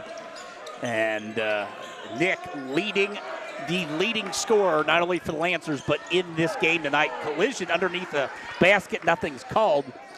Cam Cope swipes away the rebound. That collision was initiated there by Nick Heffron. He did a nice job of boxing out there on number 5, Nathan Hayes. On the court for the Lancers, it's J.J. Ruffin, Dylan Eddings, Nick Heffron, Roman Sievert, and Cam Cope are your 5. There he goes again. Heffron with the layup, rolls around the rim. Points number 23, and the Lancers are up 12 on this Spartan squad. I think Heffron turned an ankle down here on the other, down on this end down here on the defensive end. And then when you saw him get a travel, nice pressure defense there by Roman Sievert. Travel will be called on Jaron Terhorst, the senior center for the Spartans. Inbounding to JJ. JJ loves to bring the ball to court. Does. He really does. For a big guy, it's kind of unexpected. And last year, he would have never have tried that. No, but his sophomore year, though, in the JV games, he thought he was Russell Westbrook out there. Wearing number 0, he thought he was Westbrook. Heffron again. Bingo! It's one of those nights. It is his 4th three-pointer of the game. Heffron has 26. Turpin's got 28. Oh. Hardawig looking to respond. His 3 no good. Cam Cope with the rebound. Heffron trying to outscore the Spartans. It sounds cliche, but LaSalle's got him exactly where they want him, Jeff. They're forcing him to shoot jump shots, and LaSalle will play that all night long because they're all contested. This is a Turpin team. And JJ's I told you he likes to put it on the deck. He just can't get shots to fall inside tonight. Terhorst on the foul. That's his 3rd, team's 3rd. JJ's got 8. But almost every shot he's had has been from close range tonight. Free throw rolls out. But as I was saying, Brett, this is a Turpin team that comes in averaging 61 points a game. They got a long way to go. They have 28 with just 6:02 left in this 4th quarter. Their previous low this season was 48 in the season opener against Little Miami. Don't forget, though, last year in their first tournament game against the Highlanders of Oak Hills, they had 21 at the end of regulation. The final score was No, they had 19 at the end of regulation. I take that back. They had 19 at the end of regulation against Oak Hills, and they ended up beating Oak Hills 28-21 in overtime. So, and you know how well Mike Price's teams defend. Oh, yeah. He loves playing that half-court, slow-pace style. Slow pace, sit down, get up in your grill, switch everything out front. Who does not want to see a shot clock come into play? Exactly, and so yeah, you're right. Well, that'll be retirement for Coach Price. But like I said, I mean, it's the same. Coach Price and Coach Godey kind of come from the same background, you know, tough defense, contest every single shot, and we'll see what happens offensively. Cutoff is Nathan Hayes. He gets it over to Selfridge. Selfridge over, and there is Dylan Hinton. Hinton working up against Eddings. And JJ just takes the ball right away from him. Here he goes, Westbrook. Coast to coast, over to Siebert, the lefty three, good! Roman Siebert throws it in from long distance. Defense. It's 47-28. Oh my gosh! JJ Ruffin! Defense turning into offense. I told you JJ likes to play basketball. What a play! Brady Hardaway complained about getting hit on the head right here. He's had a nightmarish game tonight. Yes, he has. For the 6'1 junior. It's a little bit of difference in the GCL. 47-28, the biggest lead of the game for the Lancers. After JJ just flexed and stole the ball, then comes down and dishes it for a layup, then comes down and swats one against the backboard. The student section starts chanting, "We love Huxell." Jim Huxell, the strength coach here at LaSalle High School. And what a second half this has been for the Lancers. This game was 22-18. Turpin has only scored 6 points, Brett, in the second half. They got a long way to go to get to their 61 average. Cam Cope with a great rebound over. How is that not a push? Shea O'Toole.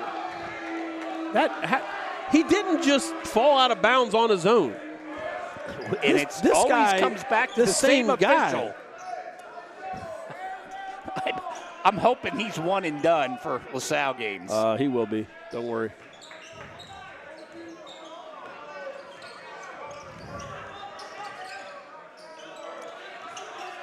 He'll be doing Deer Park Bethel Tate girls JV games on a Thursday night. Hitting. And JJ was looking for another block. Now these guys are just having fun. It's like sharks in the water now. It's become open gym Yes, here. it has. These guys are just swarming to him. They will get the foul on Heffron. I thought they were going to get the foul on Eddings, who swatted him, but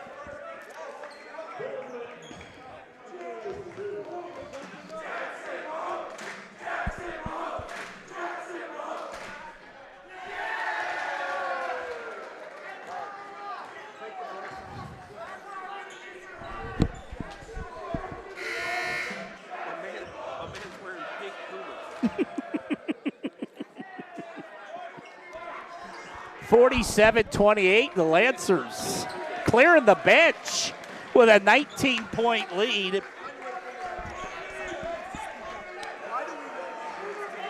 As we see Brady O'Connor, Anthony Holmes, Tony LaMarca, Ian Bierbaum, and Pat McLaughlin are now the five on the floor for the Lancers, as LaSalle has cleared the bench with 4 minutes left. I don't think we saw that coming when this game began. No, not at all. And I just overheard Turpin's coach here complaining about, allowing LaSalle to take away what we do offensively. He said they're not that good to be able to take away what we do offensively. Well, guess what, Coach? They have. They have. They have done it. They've switched every ball screen, and you have not been able to get the ball inside one bit, and they've taken away what you guys want to do offensively. I mean, this is a Turpin team last year that went 14-8 and was co-ECC champs with Walnut Hills. And he has been very successful, his coach, Josh Slonim. In his fifth year, the overall record is 64-36. What we haven't talked about is these two teams did meet up last year. Lancers went over to the east side and beat Turpin 55-50. And it's looking like the Lancers are going to win their 7th straight over this Turpin Spartan team. This fourth quarter is brought to you by Kelsey Chevrolet.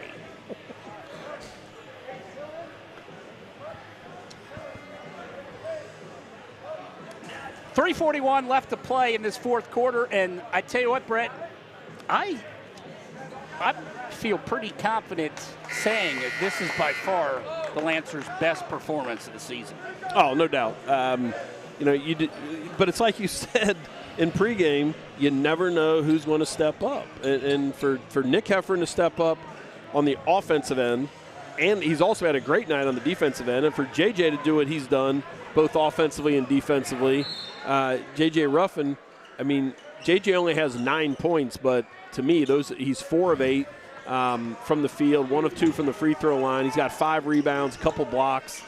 And as long as he stays out of foul trouble, that's going to go a long way for the Lancers' success. Lancers shooting 47% from the field in this game, and that's after they missed their first 9 shots of the game. And also, don't forget, LaSalle's playing without their starting point guard tonight, too, Dre Arnold. That's a very good point. And Dre is, averages 6.5 points a game, 3.5 rebounds, and really has been a stabilizing force at that point guard position for this Lancer team. And, they didn't miss him tonight, but that's a guy that you want to have back. Yeah. When you get into the meat grinder of the schedule, when you start playing every Friday night a GCL game, you're going to need him back, and his development's going to go a long way into the success of this team. Checking into the game for the first time tonight is Anthony Richardson. Brandon Richardson, I'm sorry, the 6'4" junior. And he goes right to the bucket and lays one up and in. 49-31, the Lancers lead by 18. This will be a Turpin turnover. Or no, Richardson comes and takes it. It wasn't turnover. It was not an over and back. It was going to be an over and back, and the Spartan just kind of. Richardson! Spartan player just kind of went nonchalant after it. Richardson out-hustled him, and now he made something happen there. 51-31, the Lancers laying it on the undefeated Turpin Spartans. Shot way off the mark by Hinton, gets the rebound, lays it up and in. Dylan Hinton, he's had a career night, comes in averaging a little over a point, and Hinton now has 10, possibly 11, as he is at the charity stripe, as we see Turpin now going to their end of their bench. You look at number 13 there, Dylan Linton at the free throw line. He's been in the weight room. Like he's a junior in high school. He's been in the weight room. I'm sure he plays football, and you can tell that he's spent time in the weight room. Patrick McLaughlin right there is a freshman who's only been at LaSalle High School for 4 months and weighs about 112 pounds. I mean, at some point, Patrick's going to be in that position where he's a junior, and he's spent a couple off seasons in the weight room as he gets the ball up here to Brady O'Connor, another freshman. The only Spartan on the football team that I could find was Clark Helgeson, who's Really? number 33, was a wide receiver, had 35 catches for the Spartans this year. A layup for Tony LaMarca, and the senior is in the scorebook. I'm going to have to talk to Coach Osborne over there, their offensive coordinator, because I think Linton's a guy that could definitely help them. Baseline runner up and in by junior Alex Meyer. That is Meyer's first points of the season, and it's 53-35 Lancers. LaMarca going baseline and lays it up and in. Can't give up the baseline. 55. Make them pay. 35. And of course, Brett, the Lancers have hit that magical number. When they go above 50, this program wins games. That's right. I used to, in all the years I've done this with you, you had a running total on it of whatever it was. He still has it. I've got it. He's got it somewhere. I don't But know. at one point, it was like they were like 70-4 or something. It was something crazy. Now that was years ago. And we put out the media guide last week, and it was on there. I don't think I brought that with me tonight, but it's an for people who don't understand, unbelievably one-sided number when LaSalle hits over 50 points. 50 points. Right. They're going to win 95% of the games. And the thing is, it doesn't have anything to do with their offensive output. It has everything to do with their defensive production, because LaSalle prides themselves on holding teams under the how do I want to say it? Just holding teams from scoring and keeping their points down. So if they get to 50, they're not going to give up over 50 very often. Now, this Lancer team that came in, though, on average, giving up 55 a game, they're going to be well under that. Beerbaum inside, he's going to be called for travel. 46 seconds left, 55-37. The Lancers are in action tomorrow night. They don't have very long to enjoy the win, as they will be heading to Coleraine tomorrow night to take on the winless Coleraine Cardinals. LaMarca has his shot blocked as he goes baseline, and he will head to the line. Take a look at what has happened. What has happened? Brett, I'll ask you this: to the Coleraine Cardinal basketball program. I was questioning myself whether to bring that up or not. It's crazy. They're 0-6 this season. They have lost 15 consecutive games, and over the last 2+ years, get this, I couldn't believe it when I found this. They're reckoning the last 2+ years, 2-47. Well, that's 2+ years. But if you go back, nice play there, take by Richardson. But, Jeff, if you go back, I think they were in the regional semis. Yes. It was like 13 or 14. Okay, they were in the regional semis. I think LaSalle played them down at Cintas. And beat them. And beat them, okay? And so you're looking at a team that at one point had a year where they were really good. And then all of a sudden they followed that up, Jeff. They lost like 44 in a row at one point, or they were like 2-44, something crazy. And then they turned it around a little bit, and then they're right back to where they started from. And for a team that has, for a school that has the athletic makeup that it does, and we know everybody knows how good their football program's been, I just don't understand it. I don't understand it. Now, don't get me wrong. Now they got, tell you what, new coach this year, Scott Kerr, yes. Very successful coach over at Purcell Marion, has gone over to Coleraine, and you got to think with Scott Kerr, he's going to get things turned around. You would think. You would think. What an effort tonight by the Lancers, a 58-39 win, their biggest win of the season as the Lancers win by 19. With the win, LaSalle improves to 5-3 on the season. Turpin suffers their first loss of the year. They now sit at 6-1, and the Lancers were led by junior Nick Heffron, who is joining us now. Nick with a career high 26 points, 9 of 13 from the field, 4 of 7 from behind the three-point line. And Nick is kind enough to join us now. And Nick, what a night. Yeah. Career high 26 points. Talk a little bit about what you were feeling here tonight. You know, I started out hot, and then we just worked as a team. We moved the ball down the floor, and I got my open shots that we work on all week. Was there a certain point during the game where you started going, boy, things are falling, just get me the ball? Yeah, I started getting to the rim. I got a breakaway layup in the first half.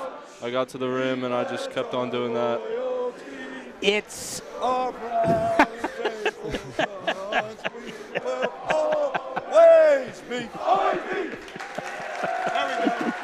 talk about the camaraderie of this team and the way this team is coming together.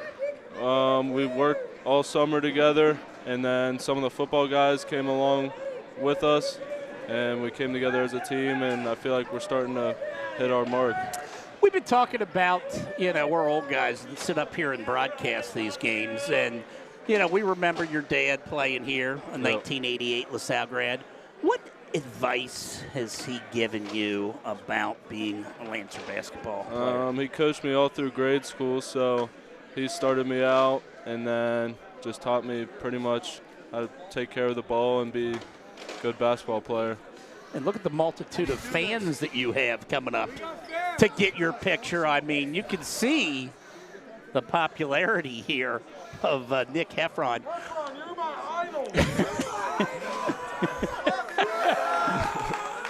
Talk about being a fan favorite. It's good to be around all these guys, go to school with them. There's no way you're giving a smart answer right now. Isn't it nice to have buddies like that that won't leave you alone? It's awesome.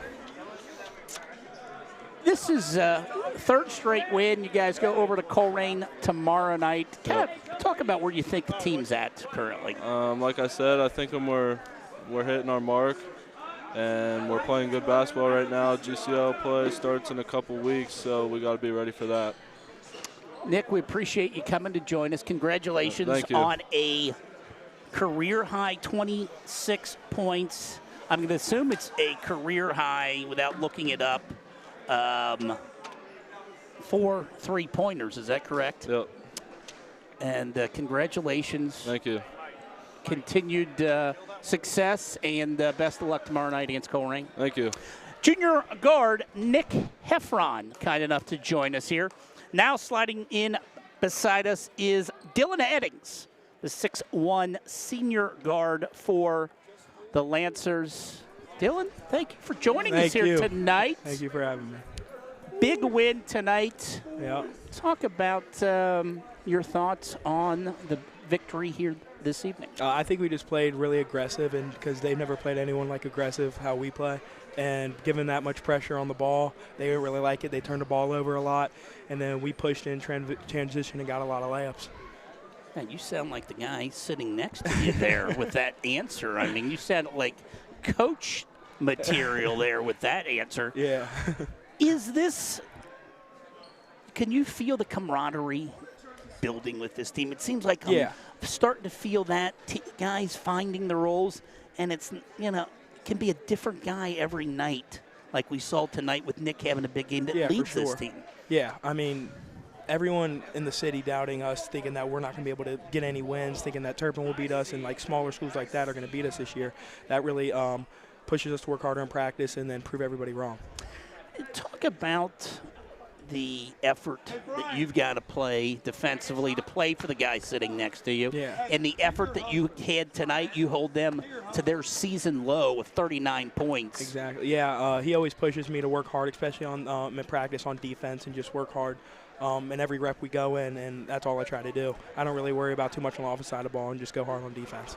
So enjoyable, watching you on the football season as we were on week in and week out, and enjoyed watching that.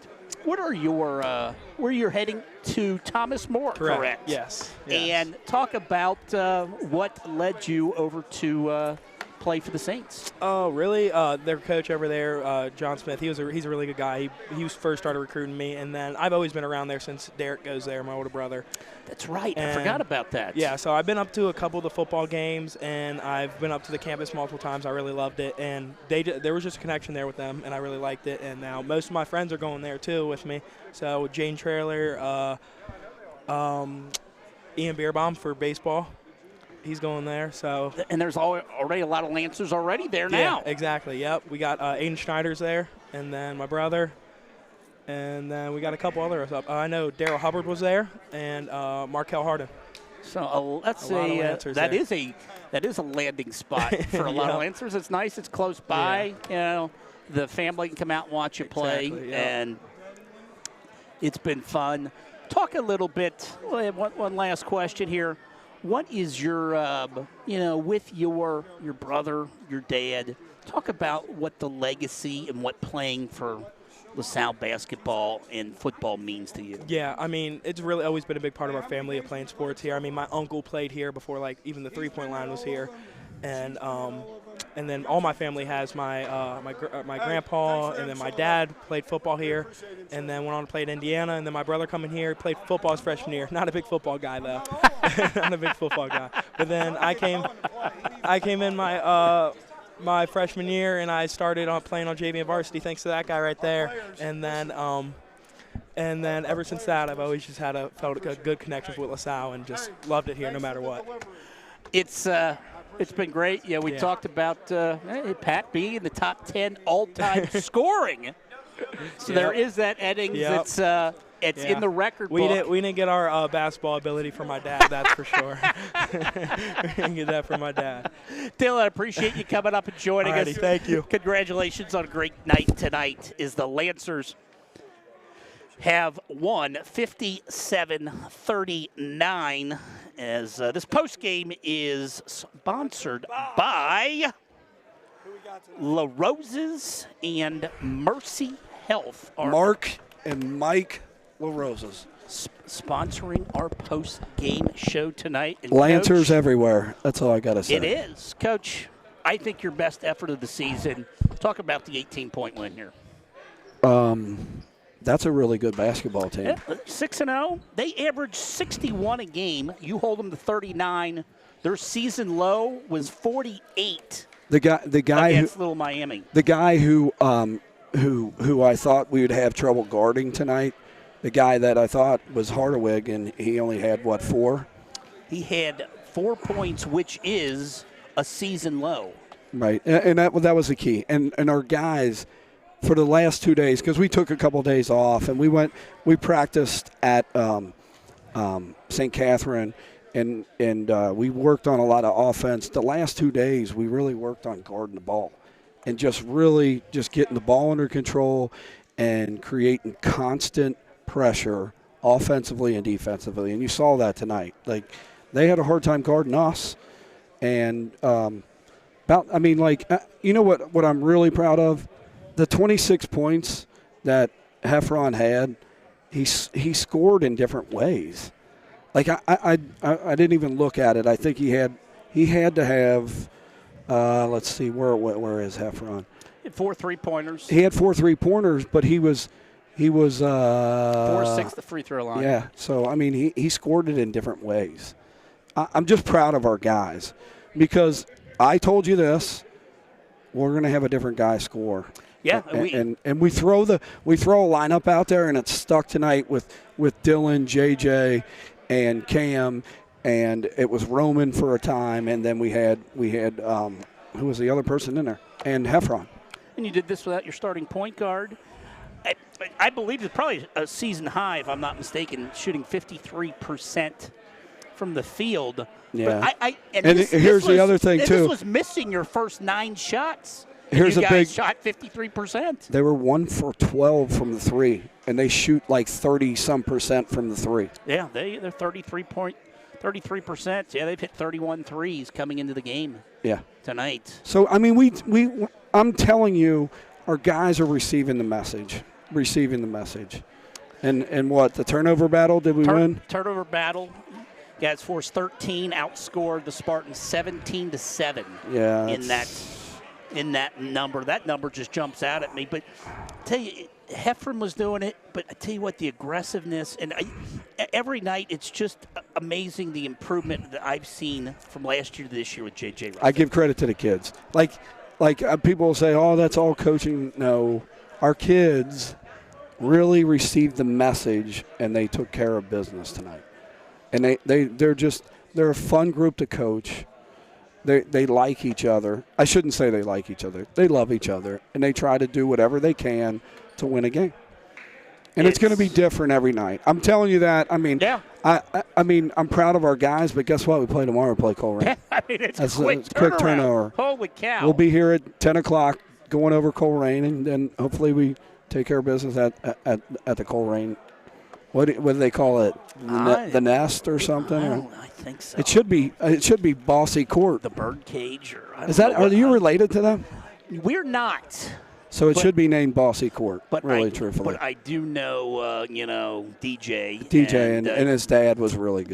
They went through, him and my brother went through St. James together. So they were always being confused because one of the few people on the planet back in those days that was taller than my brother was DJ. Yeah, your brother and your brother, he's pretty good, wasn't he? Yeah, he won the state title in pole vault. Pole vault. He was pretty good. I think he was.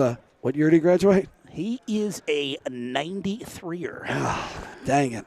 I thought he was close. But that class is good, too. That class is nice, too.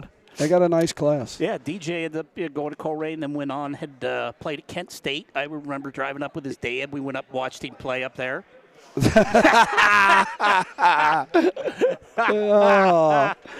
Oh, that's awesome. Hey, everybody has different talents now. Everybody has different talents. I'm still looking for mine. No, you got a talent, and we appreciate what you do. You make us all look good. Coaches, you got to be feeling good about this team. You guys win 3 straight. You beat a pretty good Oak Hills team, and I think even better Turpin team that was undefeated, was beating teams by an average of 16 points a game, and you guys really dominate that second half and run away. Yeah, I said at halftime we were going to, we had to do the defensive part. And I really thought we did very, very well defensively. And first quarter, only give them 7, 11, 10, and 11. I mean, that's pretty good. And then I think that might be our highest output is 20 in a quarter, I think. It's pretty close. My only suggestion is first few minutes of the game is to take the lid off the basket in the first couple minutes of the game. We missed point-blank layups, too. I mean, we were going to get it to JJ. Our biggest thing tonight was, we need JJ to score so we could alleviate some of the pressure off our shooters. And then it kind of worked out that Nick he made a couple threes, and we ran a couple things for him. And at the end, we ran chin, and he was the second cutter and popped out and drilled it. And I think that was the point where it stretched it almost to 15 at a time. And at that point, you can see the heads. Yeah, they took everybody out, and I'm just happy for our kids. Our kids work really hard, and I heard Nick say, the summertime, nobody understands these 26 points is not just tonight. It's a lot of hard work and sweat this kid put in. A lot of hard work, a lot of mornings at 6 in the morning, lifting weights and then coming over here, getting on the gun and working on your skills. And we thought all summer long we needed our shooters to be able to do something else. And they can't be one-dimensional. And our guys did that tonight. It was fun watching them, because they're improving, and it's right before our eyes. Pat, you want to run down the... Yeah, I love this part of the show. Run down the sponsor list here tonight. Okay, cool. We're gonna 2 for 1 here. Aztec Service Group, very good group. They helps us out with the locker room. Beacon Orthopedic Sports and Medicine, great group. And there's 3 doctors that are grads. You have Doc Berger, Dr. Roth, and Steve Hamilton.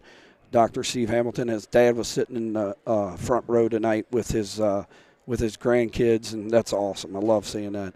You got E&A Contractors, Ernie Petrie, and another. He graduated in '89, I think. Yeah, Ernie's an '89 grad. Yeah, if I'm not mistaken. Yeah, I might be wrong. You got Usman and Smith. We got a lot of LaSalle guys there. Kelsey Chevrolet, I buy every car from there. You got La Rosa's. You got Mercy Health. You have Montgomery Home Care. You have MSA Sports, Ranch Construction, Rupert Heating and Air Condition, Rumpke of Ohio, and the AD's Bread and Butter. Dad and brother work there. Brian used to work there, just so you know. And he appears on the commercials. Have you seen him on the commercial? I don't know why they put him on the commercials. They should put all the kids on. They did do that once. I saw it with him and his kids and his wife and stuff. Why don't we want his ugly mug on? Oh, I didn't say that. You said that. And that's Anderson Automatic Heating and Cooling. And you guys, we couldn't do this without them. and everybody behind the scenes. Yeah, and Lou's usually even here tonight. I know. Oh my! I thought I saw a ghost. Lou Eichold was working and behind guess what? the scenes. You know with who was us. sitting next to you the whole night? Ready for this? 91er. I thought maybe there was somebody sitting next to me that I wasn't aware of. 91ers, they're always in the forefront of everything. Boy, we can never get away. Martin Isley was Martin running the camera behind tonight. the camera tonight. 91er. There's just you guys are.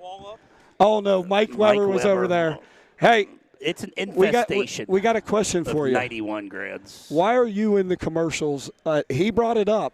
Why are you in the commercials on Anderson Heating and Air?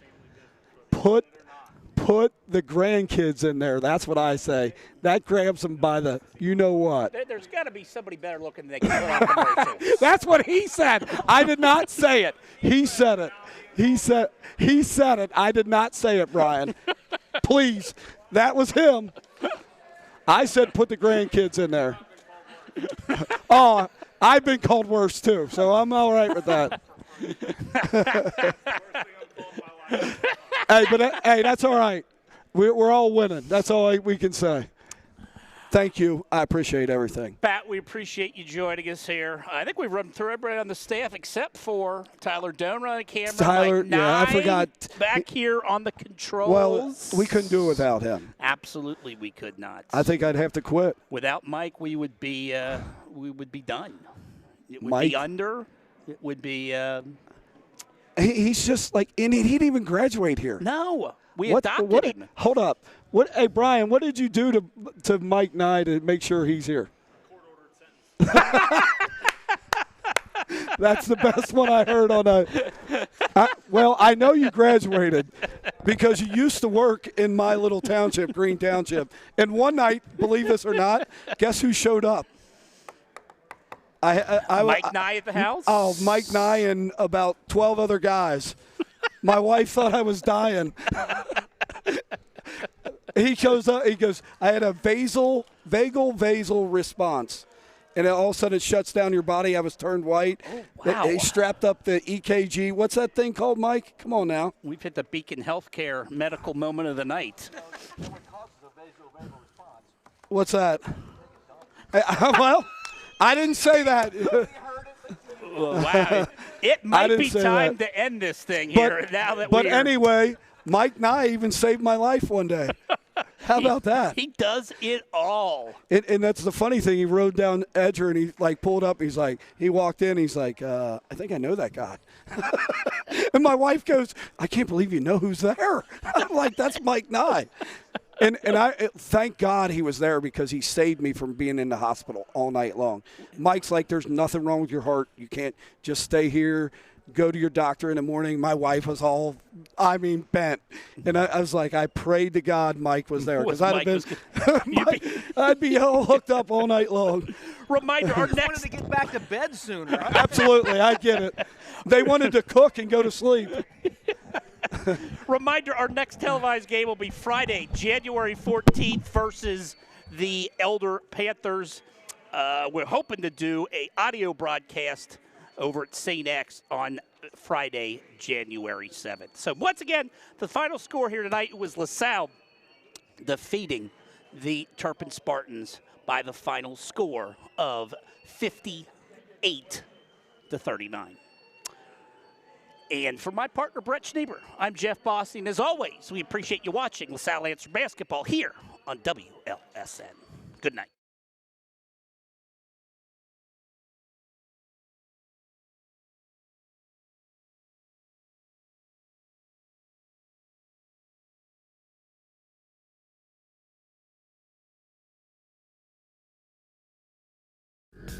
Anderson Automatic Heating and Cooling, Aztec Services Group, Beacon Orthopedics and Sports.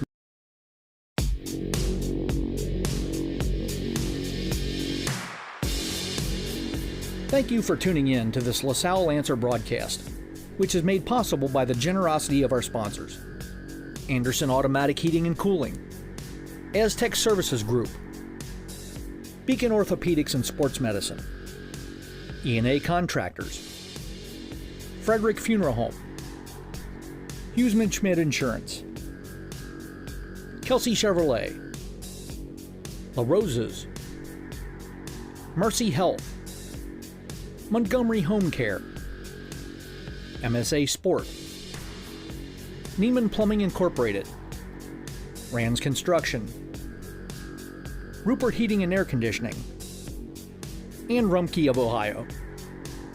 Lancer Nation thanks all of our sponsors for their support of our broadcast and LaSalle Lancer Athletics.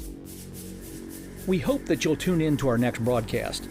This has been a production of WLSN and the LaSalle Broadcasting Network.